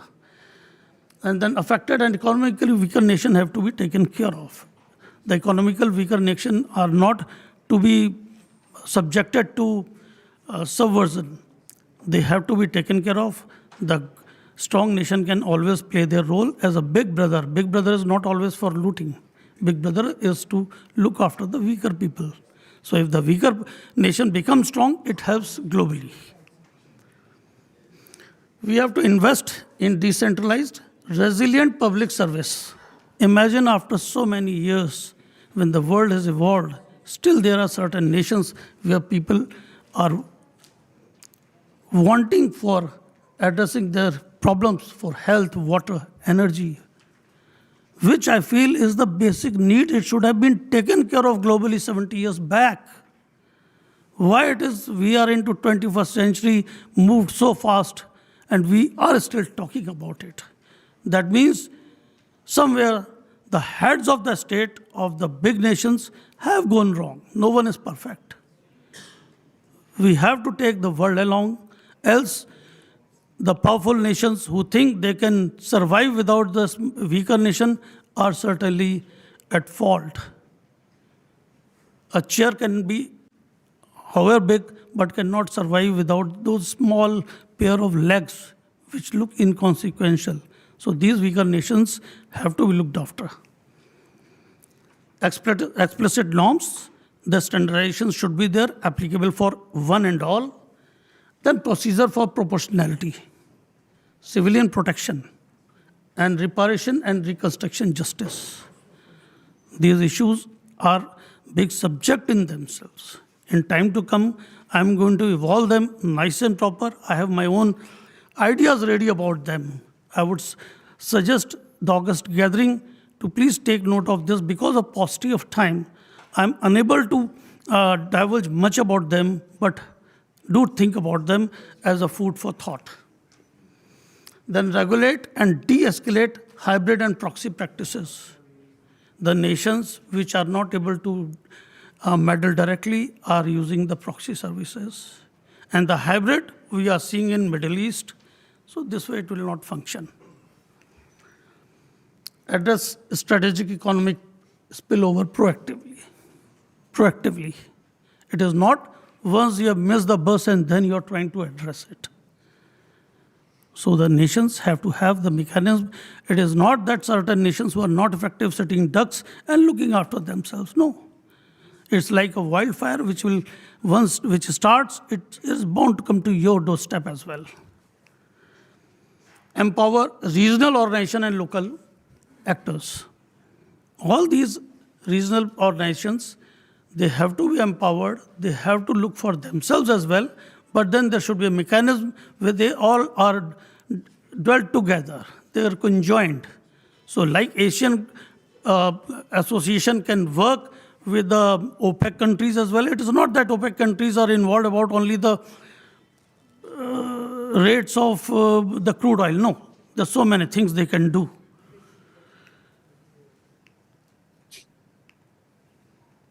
Then robust and reorganized international financial system. This is a very serious issue. Today, the SWIFT system, which was there, all of a sudden certain nations have been thrown out because of the war. No. Economic process can never be wrong. If certain countries think that some nation is at fault, that economic activity affects the humans of that nation. They have right to live as much as the human beings of the powerful nations. And then this itself is a big subject. In future, this has to be addressed. The system has to be very robust, impartial, and it should not be subjected to one particular currency. So we all have to move forward in this direction. We are talking about the development architecture. Banning of nuclear weapons and WMDs. I fully submit, whole August gathering and the previous speakers have been talking about it. There's no place for violence, and especially the nuclear weapons and WMDs, weapon for mass destruction. No. I wanted to have a slide at the end with a big question mark, which I'll talk for a minute at the end, that relates to this. Education for all. This is a simple thing, but still at this, after in the 21st century, there are a lot many nations down south and otherwise where the education system mechanisms are not robust. Education empowerment, it helps globally, not locally. Today we see the history, so many people who came to other countries like US and they have contributed to the mankind, they actually came from economically weak nations. So we cannot leave out the economic weaker nations. And this education should be not only for children, it is meant for elders as well. Education is a never stopping process. It is ever onward, ongoing process. I come from a country which believed in the concept more than 5,000 years old. It has been proved in our Vedas, the concept of Vasudhaiva Kutumbakam.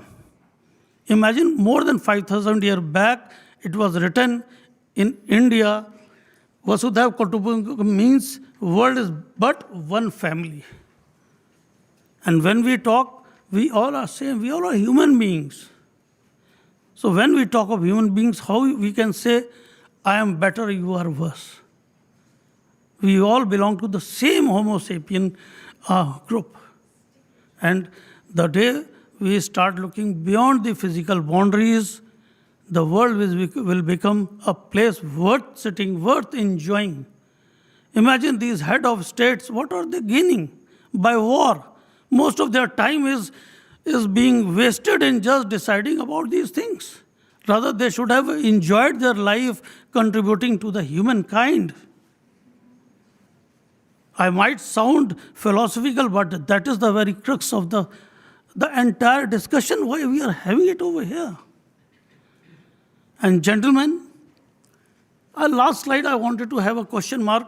What kind of world we want to leave for our coming generation and future generation? It is not the question of your children or my children. A time will come, this generation, it is, you call it Gen Z or Gen Alpha, Beta, Gamma, they are going to actually accuse us and question us when we become real old, that what kind of world you have left for us. Let's all come together, think about these coming generation, and they don't belong, this generation doesn't belong to a particular caste, creed, culture, or country. They are but one. Thank you.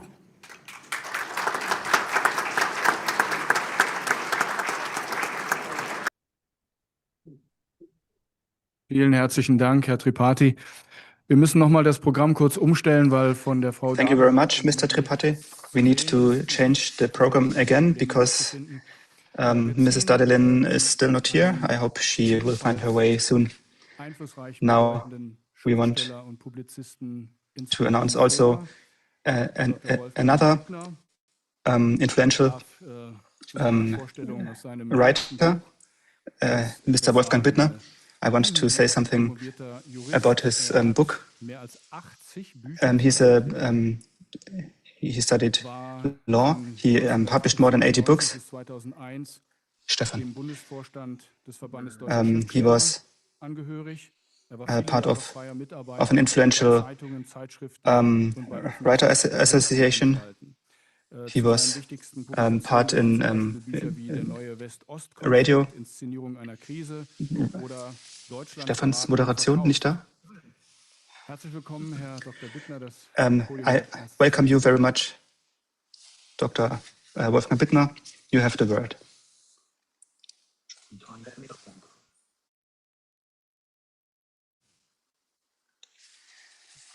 Ja, guten Tag, meine Damen und Herren, liebe Freundinnen und Freunde, liebe Helga Zepp-LaRouche. I welcome you. Thank you for inviting me. I speak about sovereignty, neutrality, and culture in Germany. On the 13th of April 2026, German Chancellor Friedrich Merz agreed to a strategic partnership with Ukrainian leader Volodymyr Zelensky. And a month later, Defense Minister Boris Pistorius was in Kiev to discuss closer military cooperation. Germany is to become, once again, the strongest military power in Europe. And Germany is to support Kiev's Ukraine in its war until the desired victory over Russia is achieved at the expense of its own population. I want to repeat, at the expense of its own population, which faces the threat of existential annihilation in the event of war. How did it come to this? After all,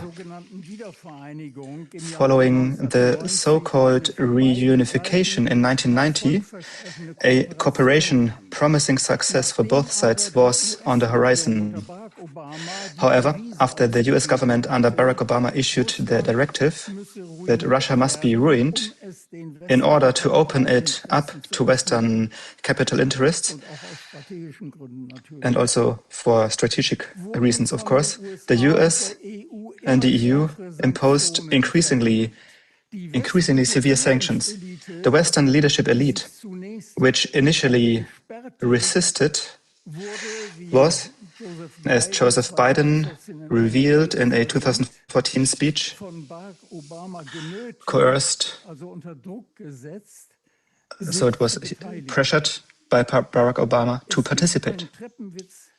It is an ironic twist of history that a European coalition of the willing, so-called, is continuing the policy of aggression against Russia, which was imposed in 2014 with almost bitter determination, even though it has been deprived of support from the US under the Trump administration.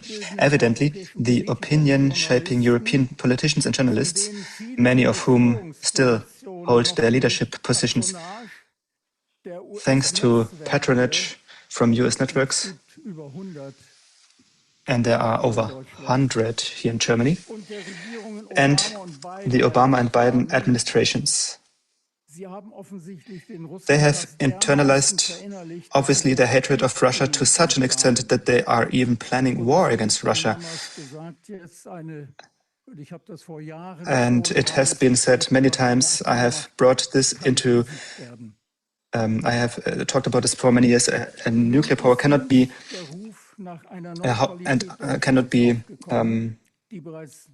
conquered. Now, calls have recently emerged for Germany's neutrality, a proposal Stalin had already made in 1952.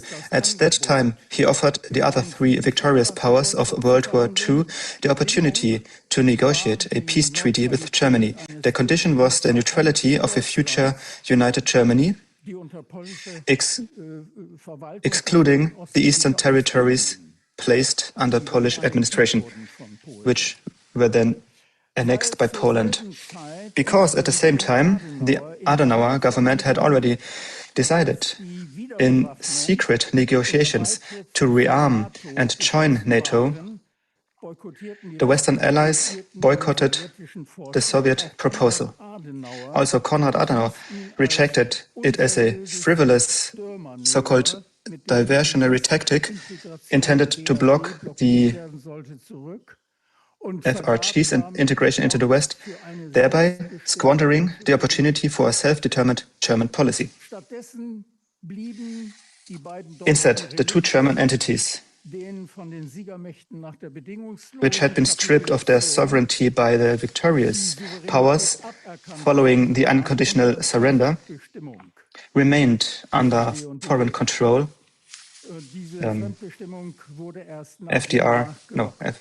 Federal German Republic, FGR, and GDR.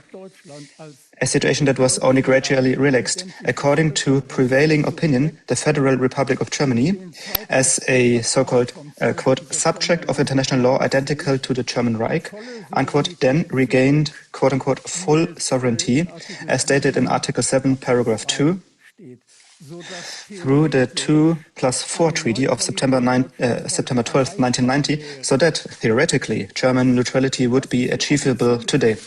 That is the official state of affairs. However, the granting of sovereignty has been qualified by supplementary treaties, such as the Troop Stationing Agreement, NATO membership, the Military Alliance for Permanent Structured Cooperation, called PESCO, other military and economic agreements, as well as overarching EU legislation.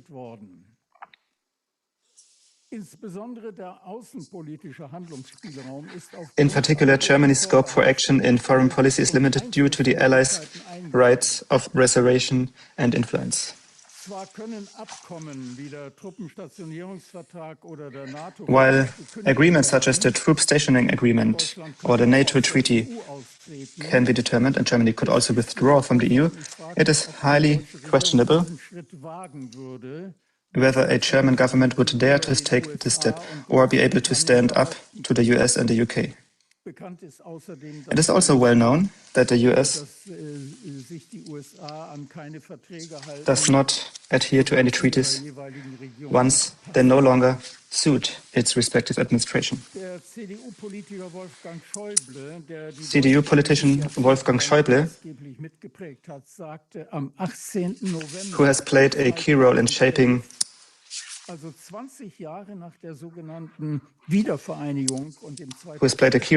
German politics for decades, said on November 18, 2011, 20 years after the so-called reunification and the 2+4 treaty at the European Banking Congress in Frankfurt am Main, quote, "We in Germany have not been fully sovereign at any point since May 8, 1945, unquote. That was the opinion of an experienced politician. In international law, according to older legal doctrine, sovereignty is a state's absolute authority over its domestic and foreign policy actions. This is clearly not the case for Germany. However, according to a more recent interpretation of international law, a state may, through treaties with other states, waive certain rights, that is, voluntarily restrict its sovereignty. This could apply to Germany. However, various restrictions to which Germany is subject are not self-imposed or self-decided. This raises the following questions.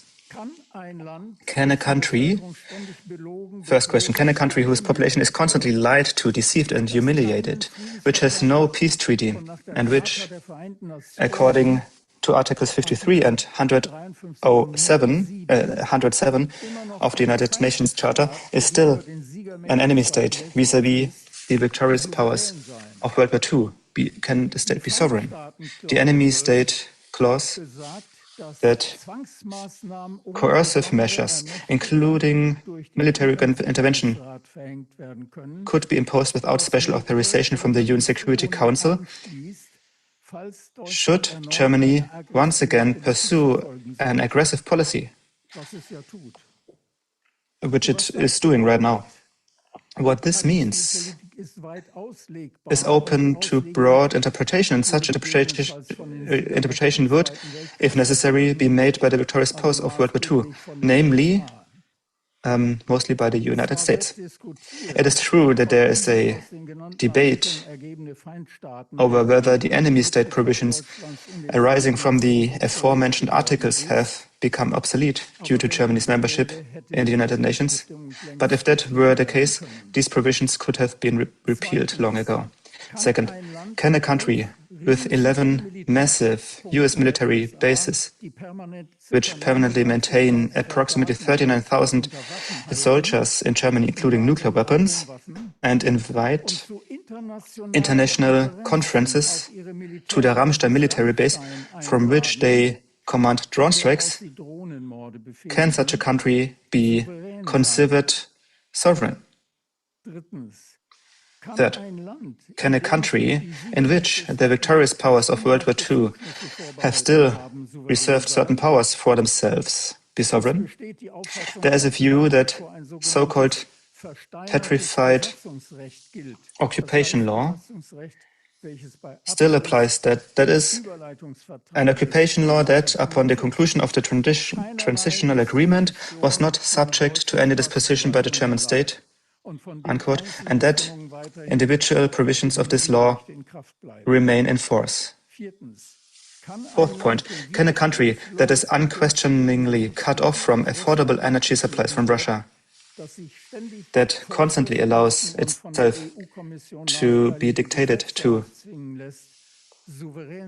and that has disadvantaged laws imposed on it by the EU Commission, be sovereign?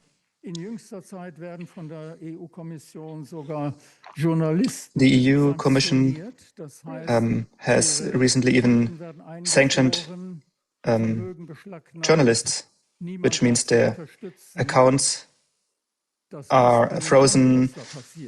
Nobody can help them. It's a shame what happens, and the EU is not even able legally to do that. The EU is a treaty organization and not a state.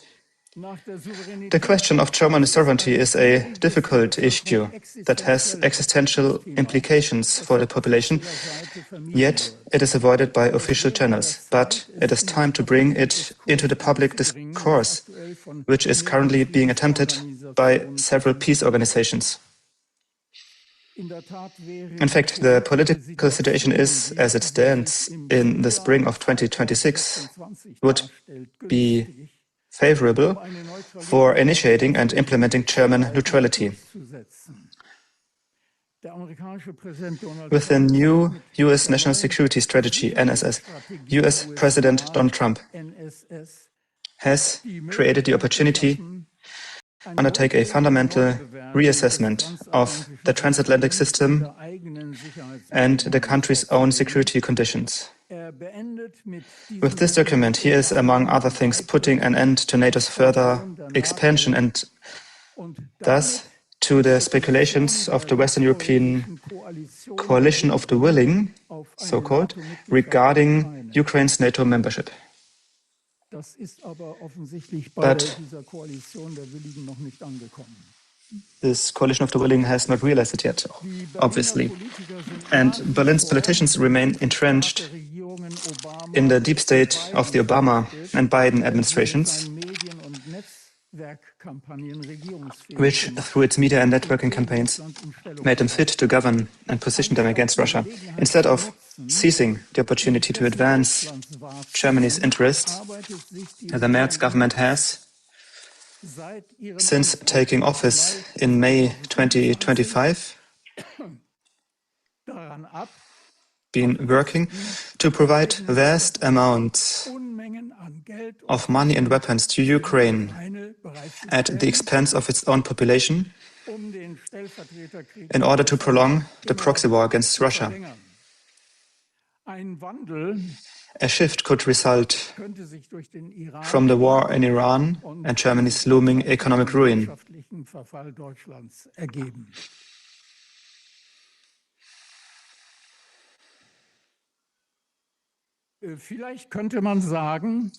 Perhaps one could say that Germany is not fully sovereign, if such a thing as incomplete sovereignty even exists, and that with a self-assured, independently acting government, at least approximate sovereignty in the sense of a more recent interpretation of international law could be achieved. But given the circumstances mentioned, it stands to reason that the German government is not capable of acting autonomously for the benefit of the population. Thus, Germany is not sovereign in the sense codified in the 2+4 treaty. It is also questionable whether the 2+4 treaty remains valid, given that Germany has failed to comply with it. In Russia, at the moment, there's a debate about that. In this respect, the current real-world conditions stand in the way of achieving German neutrality, which would resolve many of today's problems. Intensive diplomatic efforts at the highest level would be necessary to pave the way for a more peaceful future. There's little hope for this at present. But despite seemingly unsurmountable hurdles, the goal of German sovereignty and neutrality should not be lost sight of. In this regard, there are commendable initiatives that deserve support. In all of this, two eminently important global political developments must be taken into account. Developments that are misjudged, denied or completely overlooked by politicians in both Berlin and Brussels. I repeat two eminently important global political developments. First, the current escalating global conflicts driven by Western capital and economic elites represent a fundamental clash between the collective West and the global South, including Russia. This carries the risk of a worldwide, possibly nuclear war, which could spell the end of humanity. One way out would be the further development of BRICS, as well as the creation of a global security system, what Helga Zepp-LaRouche calls a new security and development architecture. Second, the current pre-war situation in which we are finding ourselves would offer the chance to break free from the military and cultural stranglehold of the US and rediscover one's own cultural roots. I think that's really important. And in this respect, the Ukraine conflict also presents itself, in the broader sense, as a clash between two cultural spheres, namely the US-dominated Western culture sliding into decadence and a historically grown conservative European culture. Russia, currently at war, may not be a model of civil rights. And of course, there's more to the US than just lowbrow entertainment. But based on the conviction that culture is the foundation of a society, US cultural imperialism takes on significant importance. It cannot be overlooked that alongside its military actions, the US has established influence over billions of people through Hollywood and Disneyland, just to name two examples. And that influence even into the homes of people. And it appears that in Russia, the largest country in Europe, despite the West's policies of aggression and war, and despite many problems, efforts are being made to preserve a European culture of consciousness, spirituality, and humanity, whatever one's stance on the matter may be. It will be difficult to restore a relationship of trust with Russia in the foreseeable future. Yet this is necessary to achieve economic recovery and to protect European culture from the destructive, politically motivated influences of the United States. This must be one of the goals of the peace movement currently taking shape in Europe. And to achieve this, it is necessary to educate as many people as possible about the causes and background of the aggressive policies pursued, in particular by the Anglo-Americans. What we are also doing. I thank you very much.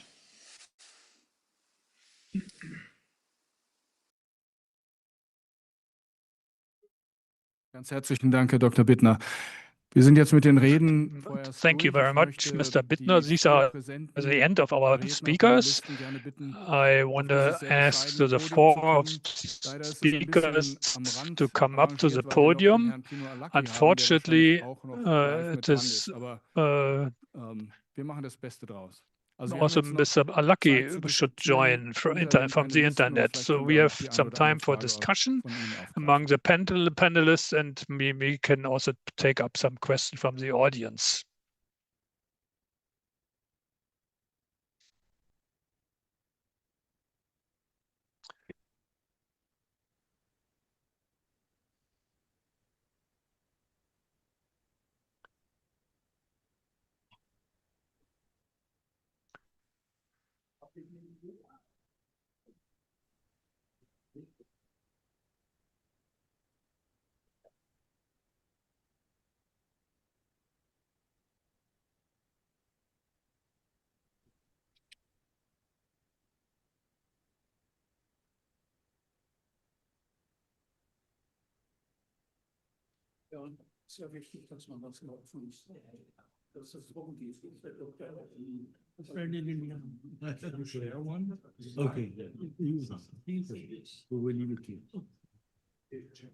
Check. Okay, funktioniert.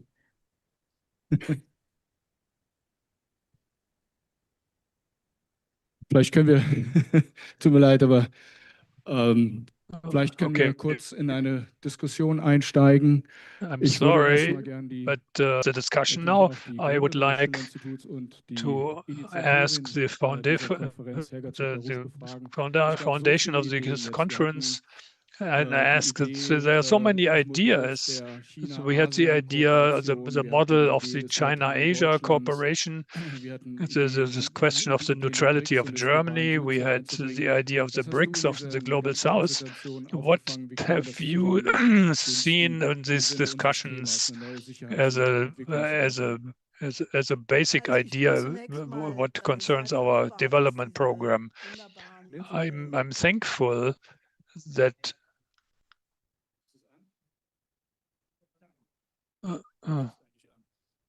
Ja, ich möchte also zuerst mal meine Freude über I'm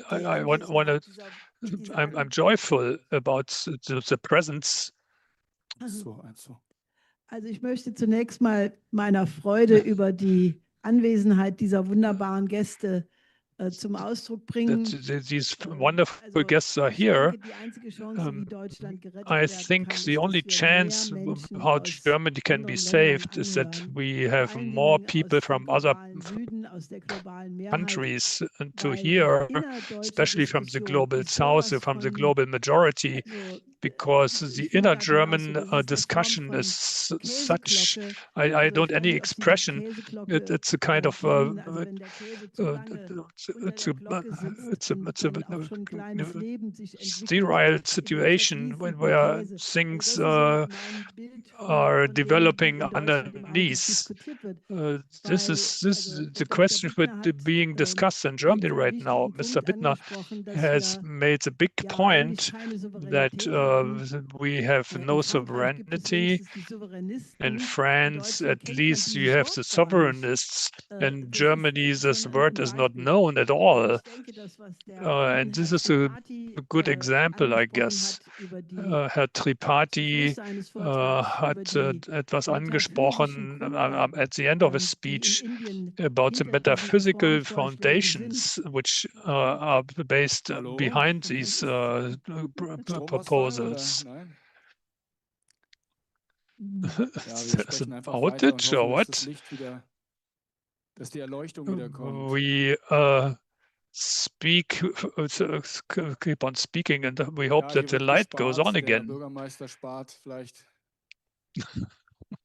The mayor has an austerity program, obviously. Okay. Now light is back. I think that this metaphysical dimension that we are one family, this is a very important idea because the Chinese and Xi Jinping speaks of is talking about the shared future of humanity, and we are sitting in one boat. And if when it's somewhere going bad in the world, in the Ukraine or somewhere else, or the Iran war, which has gotten to the point which can escalate to a global catastrophe when Israel would refuse that Lebanon is included in this peace agreement, and that Iran could take that as a pretext to attack Israel, and the US and says Lebanon could be helped. That could also turn out to a world war. And so with the idea we have the one human being, which was a basic idea of the Westphalian peace, that peace is dependent on the interest of the other. So you see despite all efforts, we have difficulties to continue this discussion in Germany. But when we want to prevent that we are the battlefield of a new world war, there are alternatives. Therefore, I'm very happy about the guests present here from the Global South. Only when we hear the voices of the world as they really are, we have a chance. Haben Sie Übersetzung, Professor Zhang? Läuft das über Ihr... Is the translation coming through your smartphone? Wow. Chinese Gadgets, chinesisches Spielzeug, sagt er. Aber ich habe eine Frage. Sie haben das Modell der China-ASEAN-Beziehungen genannt. Presented the model of China and ASEAN cooperation. You mentioned that the ASEAN region was considered to be kind of a Balkan, that today these countries are in a much different state of affairs, and then, well, at the same time, they are not a bloc, and this could be a model for Europe. How can we change our paradigm so that our relations are less confrontative? It's not easy. It had to do with the...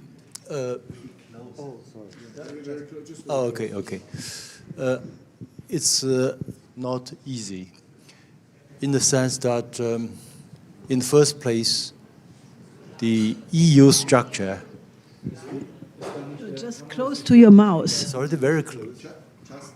Hello, wait. That's better. Hello? Oh, that's better, yeah.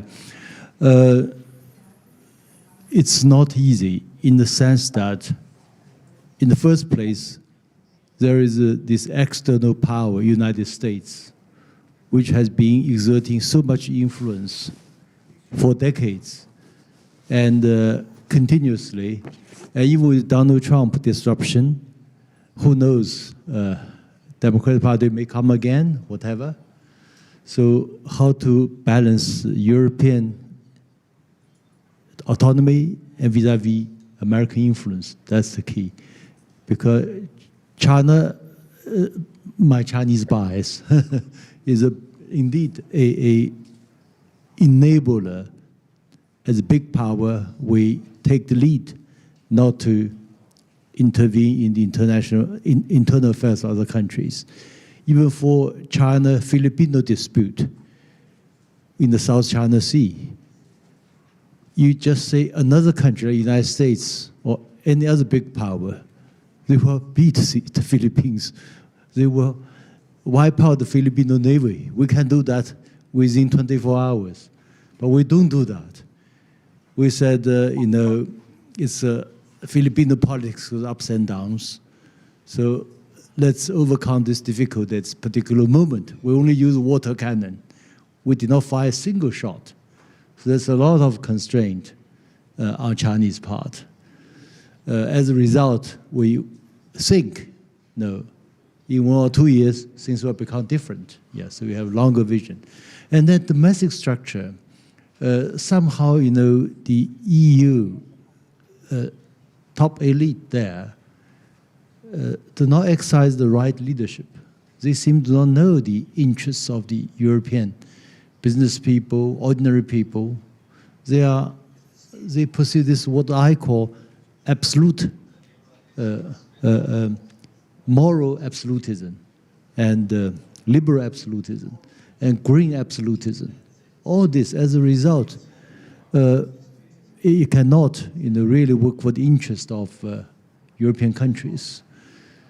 But how to reform this structure and produce really statesmen, not this kind of politicians pro-United States. This will be a challenge, yeah. So we know the direction, but how to reach there from here there, it's a challenge. Vielen Dank. Herr Dr. Bittner, Sie sind immerhin ein Autor von 80 Büchern. Sie sind Dr. Ihr Bittner, Leben lang you're an politisch. author of 80 Sie haben ja die Veränderungen books. in Deutschland auch You erlebt, have so wie wir von einem Land, das vielleicht nicht neutral war, aber doch, experienced the wie soll ich long sagen, einen eigenen development of Charakter hatten und zu Germany so einem, from a country that ja, einem even if we're not sovereign, ideologischen Vasallen we geworden had sind, eines Systems, its NATO, own culture. Now we're an international oder auch NATO. ideological Und es zerstört vassal manchmal, und jeder merkt das, also wie of kommen the wir EU da and raus? Was kann NATO. man außer Everyone Schriftstellerei noch machen? feels this. Wie bringt man die Leute auf die What Straße? can we Wie do? bringt What man can we denen do beyond die writing books? Alternativen, die auch hier How diskutiert can we werden, present alle them gesellschaftlichen the Strukturen rein? Soll alternatives dieser ganze that we're discussing here? Organisationsplan Deutschland die Uh, Leute da auffrisst? Ja, einfach nah dran halten, dann geht's. Können Sie mich hören? Nein? Dann nehmen Sie mal das. Ja, Deutschland wird wieder zu einem Germany Zentrum becomes again der a NATO center of aufgebaut.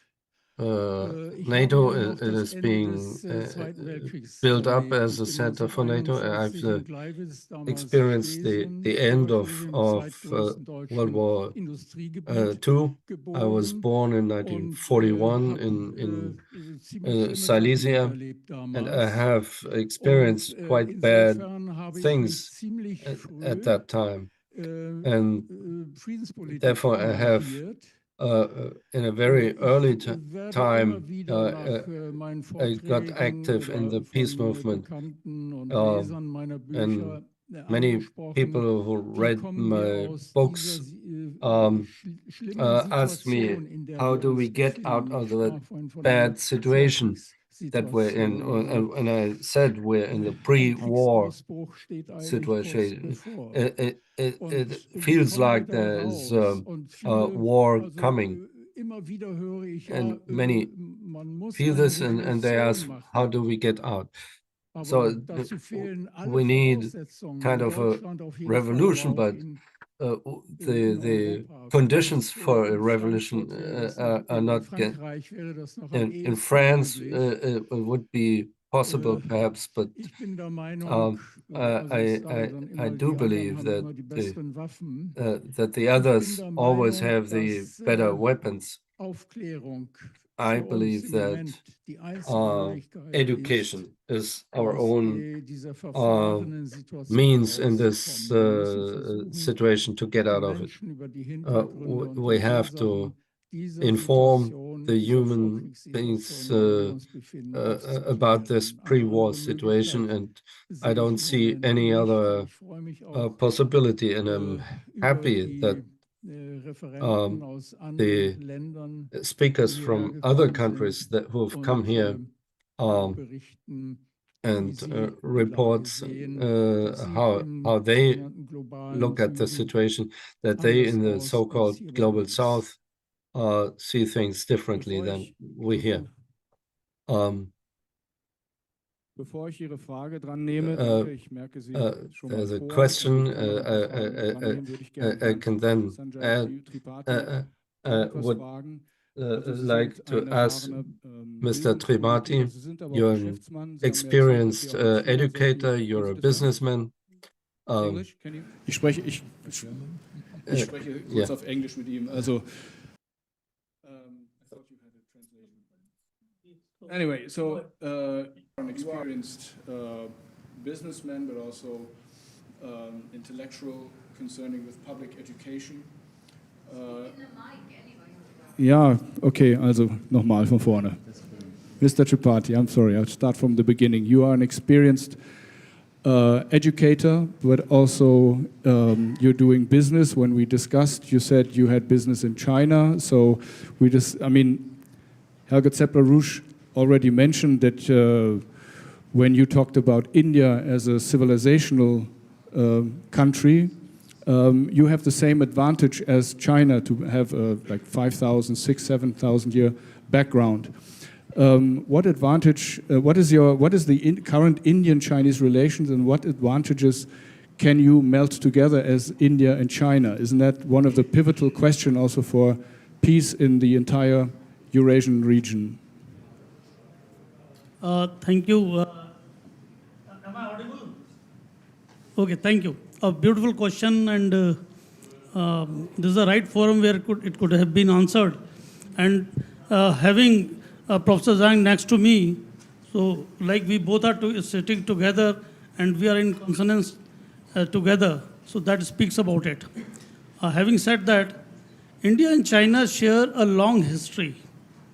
Whether it emanated from Buddhism, which emanated from India and spread to China and Central Asia, and India always believed in non-violence, peaceful coexistence, and believing world as one, as a one family. India and China both are big nations, economically, population-wise, and they have a long history where they have given a lot of things to the world. India and China are together, things are improving. I mean, they were good, barring few odd incidents, that history should be always left at the back, inferences and lessons taken, and we should move ahead. When we drive a vehicle, we always drive by looking ahead, not looking back. We take measures by seeing our rear view mirror, and then we keep moving ahead.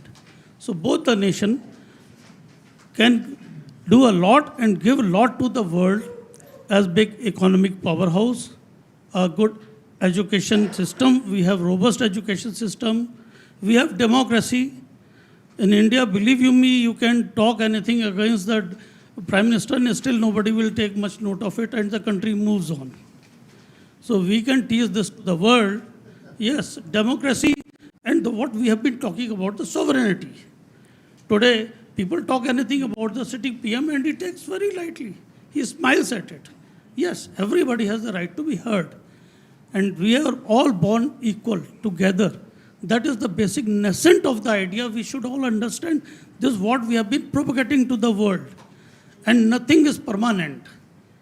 The country in past who thought they are might, they are too strong, are nowhere. And we have to understand this world dynamics. So we should all believe in peaceful coexistence. And yes, China has a long history.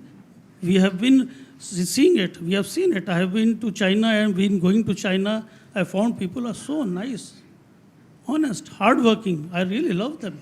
And same is in India. They come here, they love us. And even you go to a city like Calcutta, we have a Chinatown, a huge place where Chinese people used to come there, get married, they're settled. They have adopted the Indian system and Indians have adopted them. We have learned a lot of things from them. So these kind of, barring a few aberrations, should be set aside. And we are looking forward for future stronger relations. And I would submit to China also, as a big brother, small things should always be left in your neighbors also. And let's move ahead and bring peace and sovereignty to the world. Thank you. Sehr gut.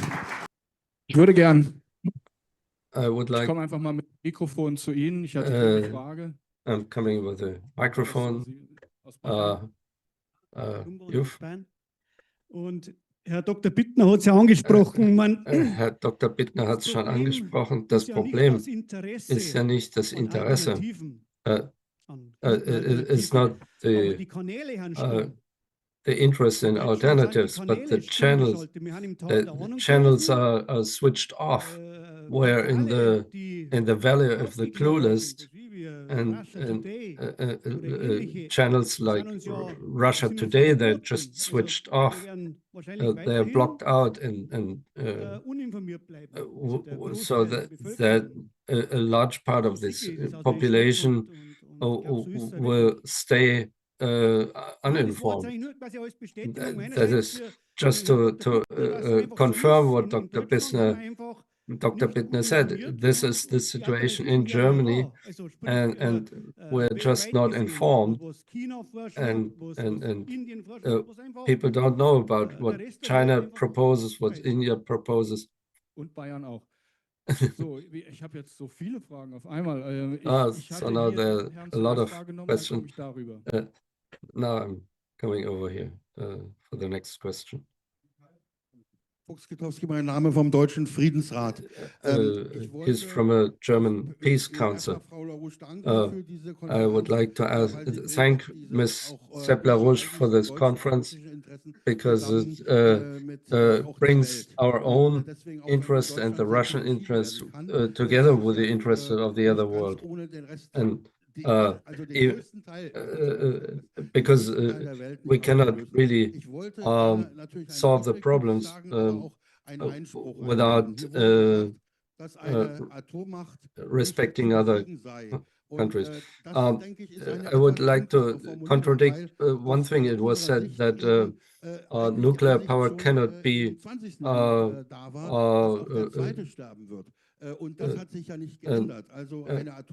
you cannot beat nuclear power, but you can destroy both sides. And that's unfortunately the dangers present, that there is a fallout and an electromagnetic effect, and it is a war of industry. And perhaps we should come together to globally to ostracize NATO and go for a neutral Germany. And I thank the people who brought this up, and I also want to thank the Indian and Chinese speakers because they have presented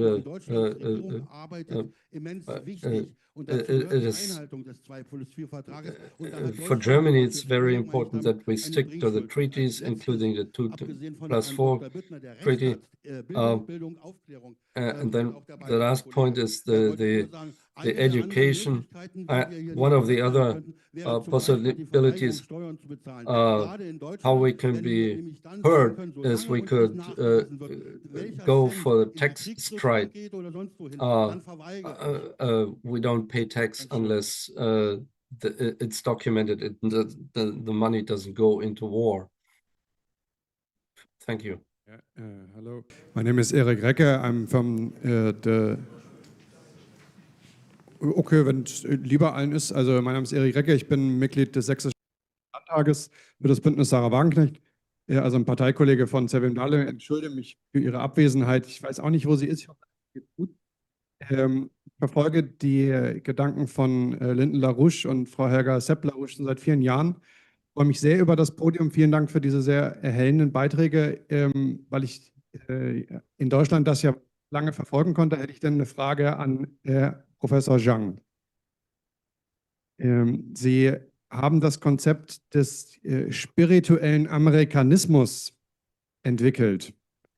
Könnten Sie beschreiben, wie China als Nation, die weltweit am erfolgreichsten ist, seine nationale Souveränität und Würde durchzusetzen, gegen diesen spirituellen Amerikanismus vorgegangen ist, was Sie für die also die Schlüsselkonzepte dabei ausmachen würden?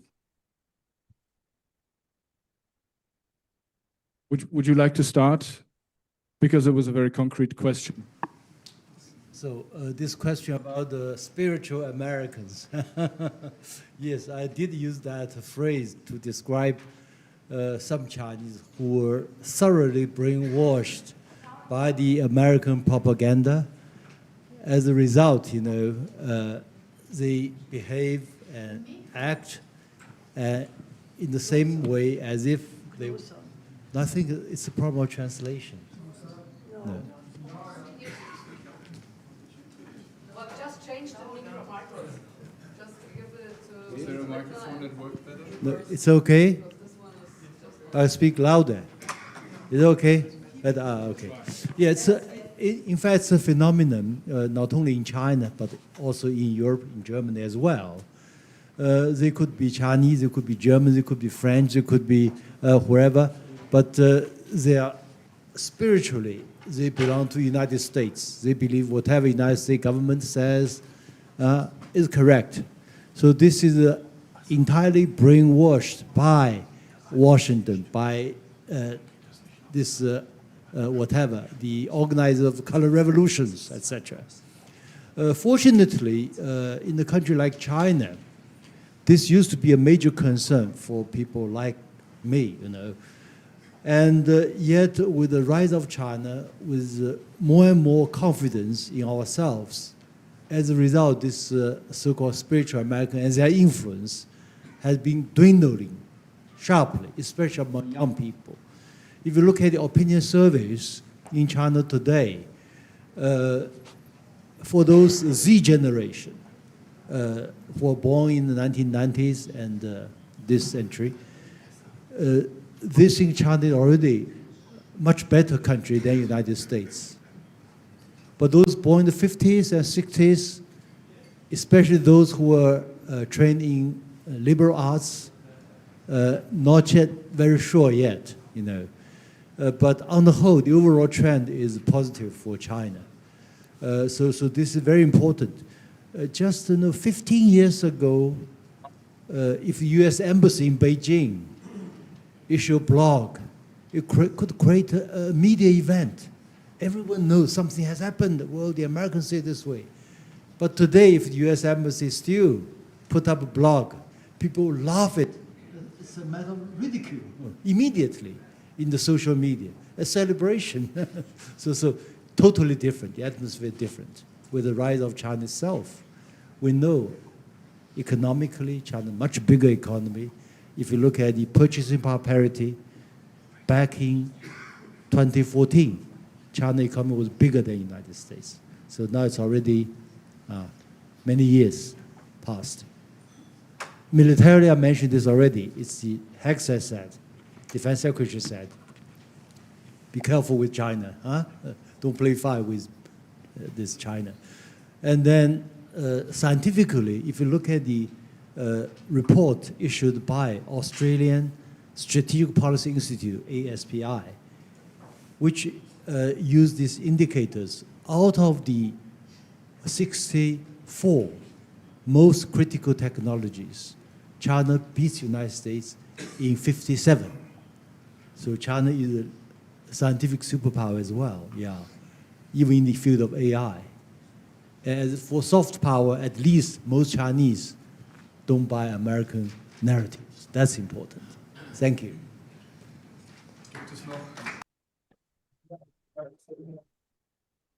Das, was zum Beispiel der vom Bundesrat gesagt hat, oder der Herr von Bayern, irgendwelche Anmerkungen? Oder soll ich die nächsten Fragen dran nehmen? Do you have any more comments on that? Okay, now, so many.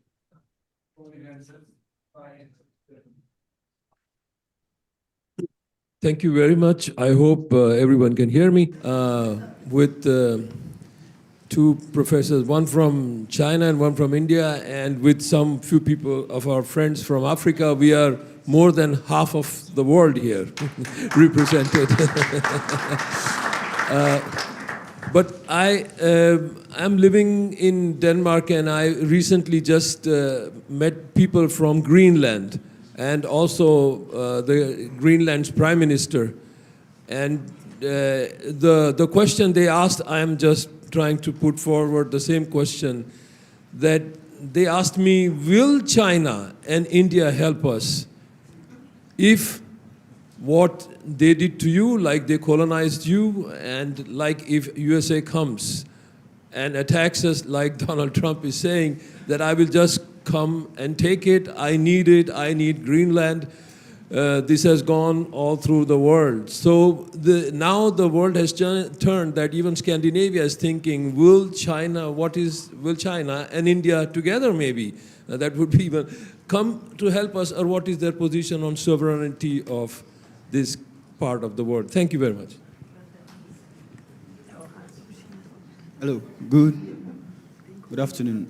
I'm Joseph. Hello, good afternoon. I'm Joseph Amara from Sierra Leone. I have a question for Professor Zhang concerning the relationship between China and Eswatini. So recently China and Eswatini. Timor. Yeah, Eswatini. Yeah, the South African country here. So recently we saw, due to the visit of the president of China,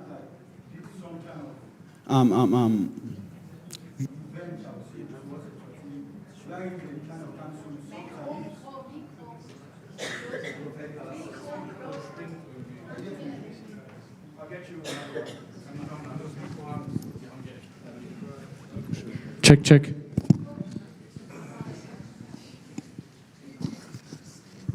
Hello, I guess. Oh, yeah, that's fine. Yeah. So I'll go over it again. So recently we saw when the president of Taiwan wanted to visit Eswatini, due to their recognition of Taiwan, China canceled all the tariffs on other African countries except Eswatini, which was seen as a sort of revenge. So you're saying in your statement, the relationship between China and other countries is basically friend and potential friend, whilst for the US it's friend and foe. But you imposing tariff on specific countries that do not support Chinese policy can be seen as a form of revenge, as a form of foe. So do you think the relationship between China and other countries is going to be quite different from the US, which is contradictory to the actions of China itself, based on what you said?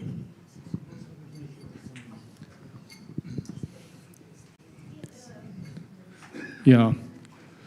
Would you like to reply directly to the young gentleman, or did you understand everything? Well, thank you for your question about China, Africa, and China, Swaziland. Eswatini. Yeah, now it's the new name. Yeah. Okay. Yeah.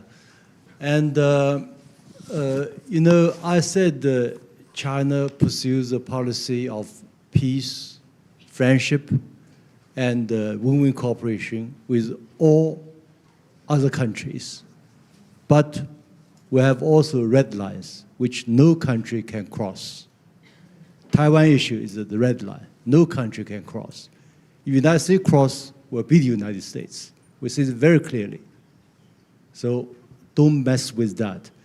So you receive a leader from Taiwan, of course, we will protest and will cut off relations without much really. So, you know, Taiwan issue is very sensitive, but Taiwan is part of China. This is a principle recognized by virtually all countries having diplomatic relations with China.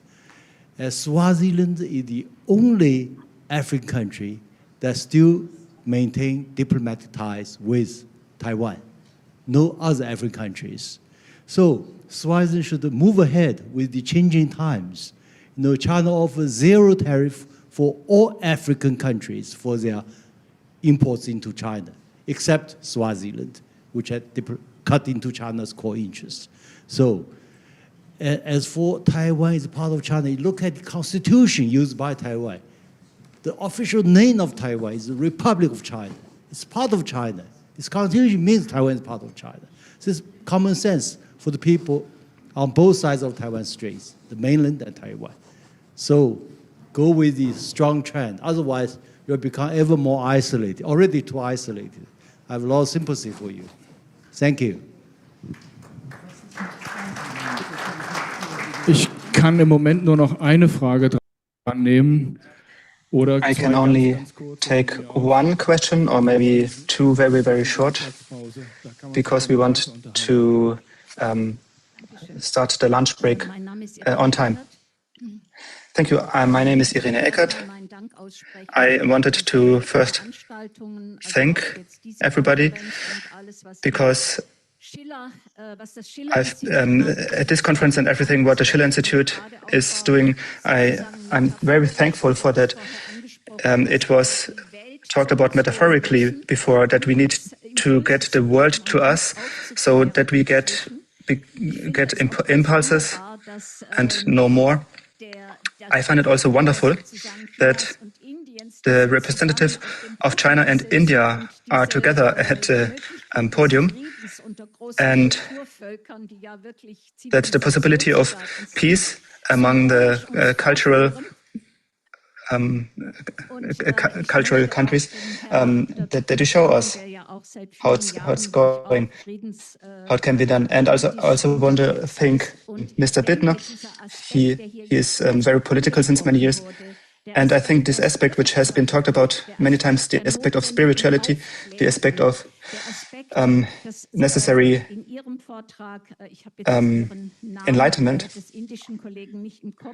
also what the Indian speaker said, I don't recognize his name anymore, said education for everybody, enlightenment for everybody, but also the spiritual aspect back to our own cultural roots.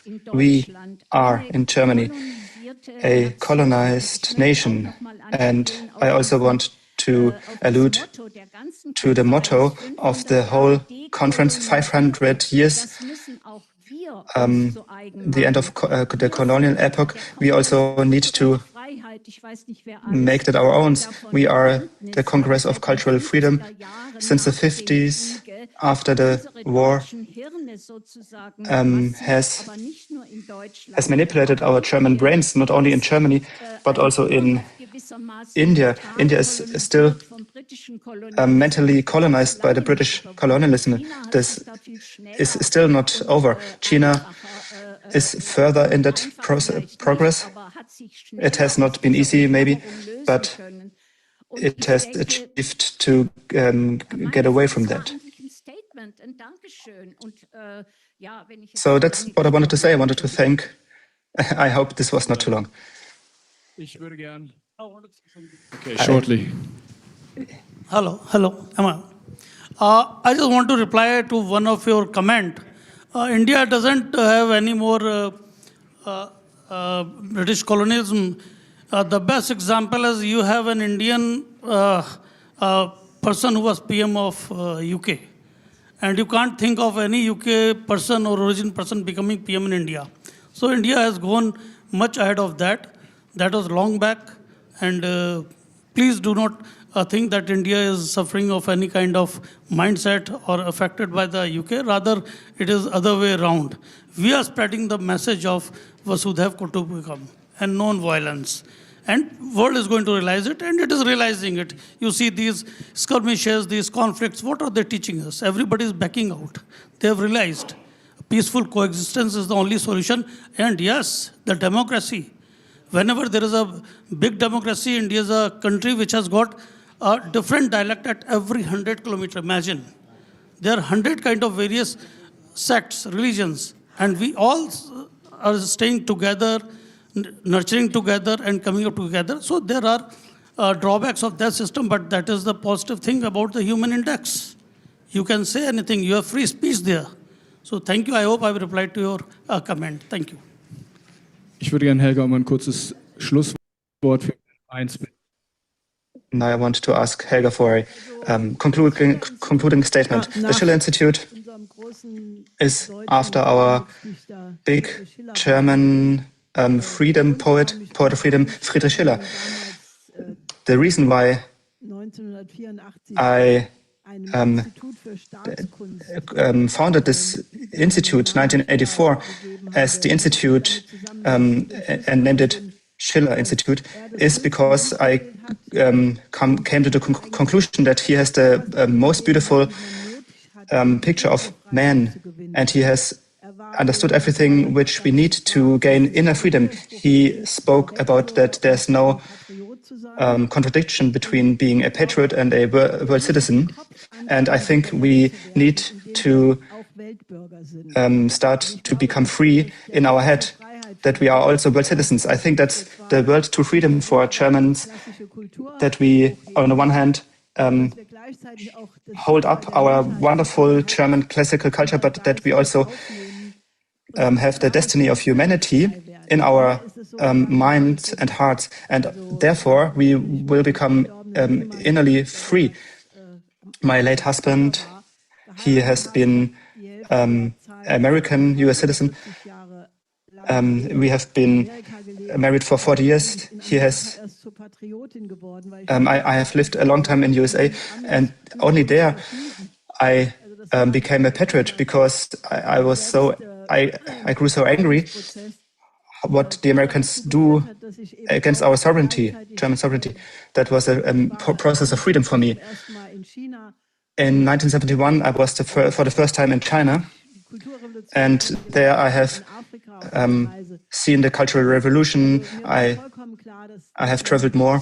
So it became very clear to me that everybody needs to be a world citizen, that the destiny of all humanity is necessary to take into account if we want to be free in our own country. And I want to ask everybody that you look at Schiller from a totally new standpoint, because he not only held up the inner freedom, for example, in the aesthetic letters, he has said that the biggest art is the building of the political freedom. But he also said that the inner freedom is more important than the outer freedom. The inner freedom is the first step in order to achieve outer freedom. And we can achieve that under any circumstances. If we are even in chains, for example, in Germany, we are in chains, metaphorically. But the inner freedom can be achieved through one's own mental activity to the point where the inner freedom is achieved. And that's the first step, I think, if we want to save Germany. We are in the highest day of dangers. I don't know if this morning in the presentations this has been clear enough. Everybody has done a good job to make this clear, but we are in a danger of life. The danger is that nuclear bombs fall in Germany. A few months ago, we had a presentation of a Theodor Postel professor. He has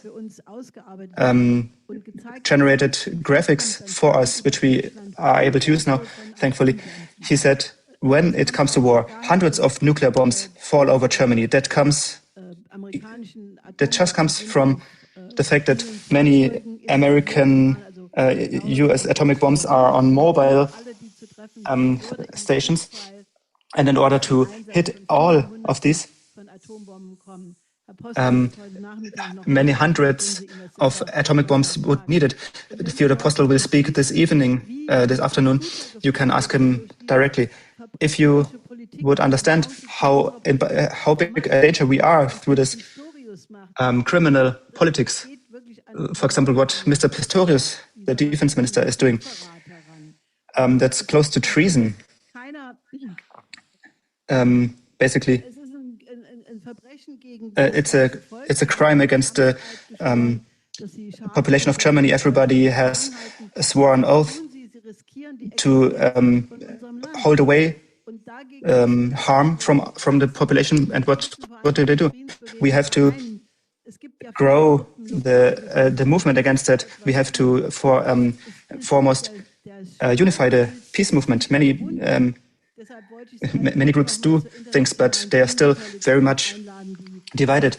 Therefore, I wanted to invite you again to the International Peace Coalition, which has been meeting for 3 years consecutively for each week without pause, because that's the goal, to unify the International Peace Coalition. I can only say that we need to generate a consciousness in the population in which existential danger we are. And the exit would be really easy. Countries like India, China, Brazil, South Africa, the BRICS nations, the states of SEO.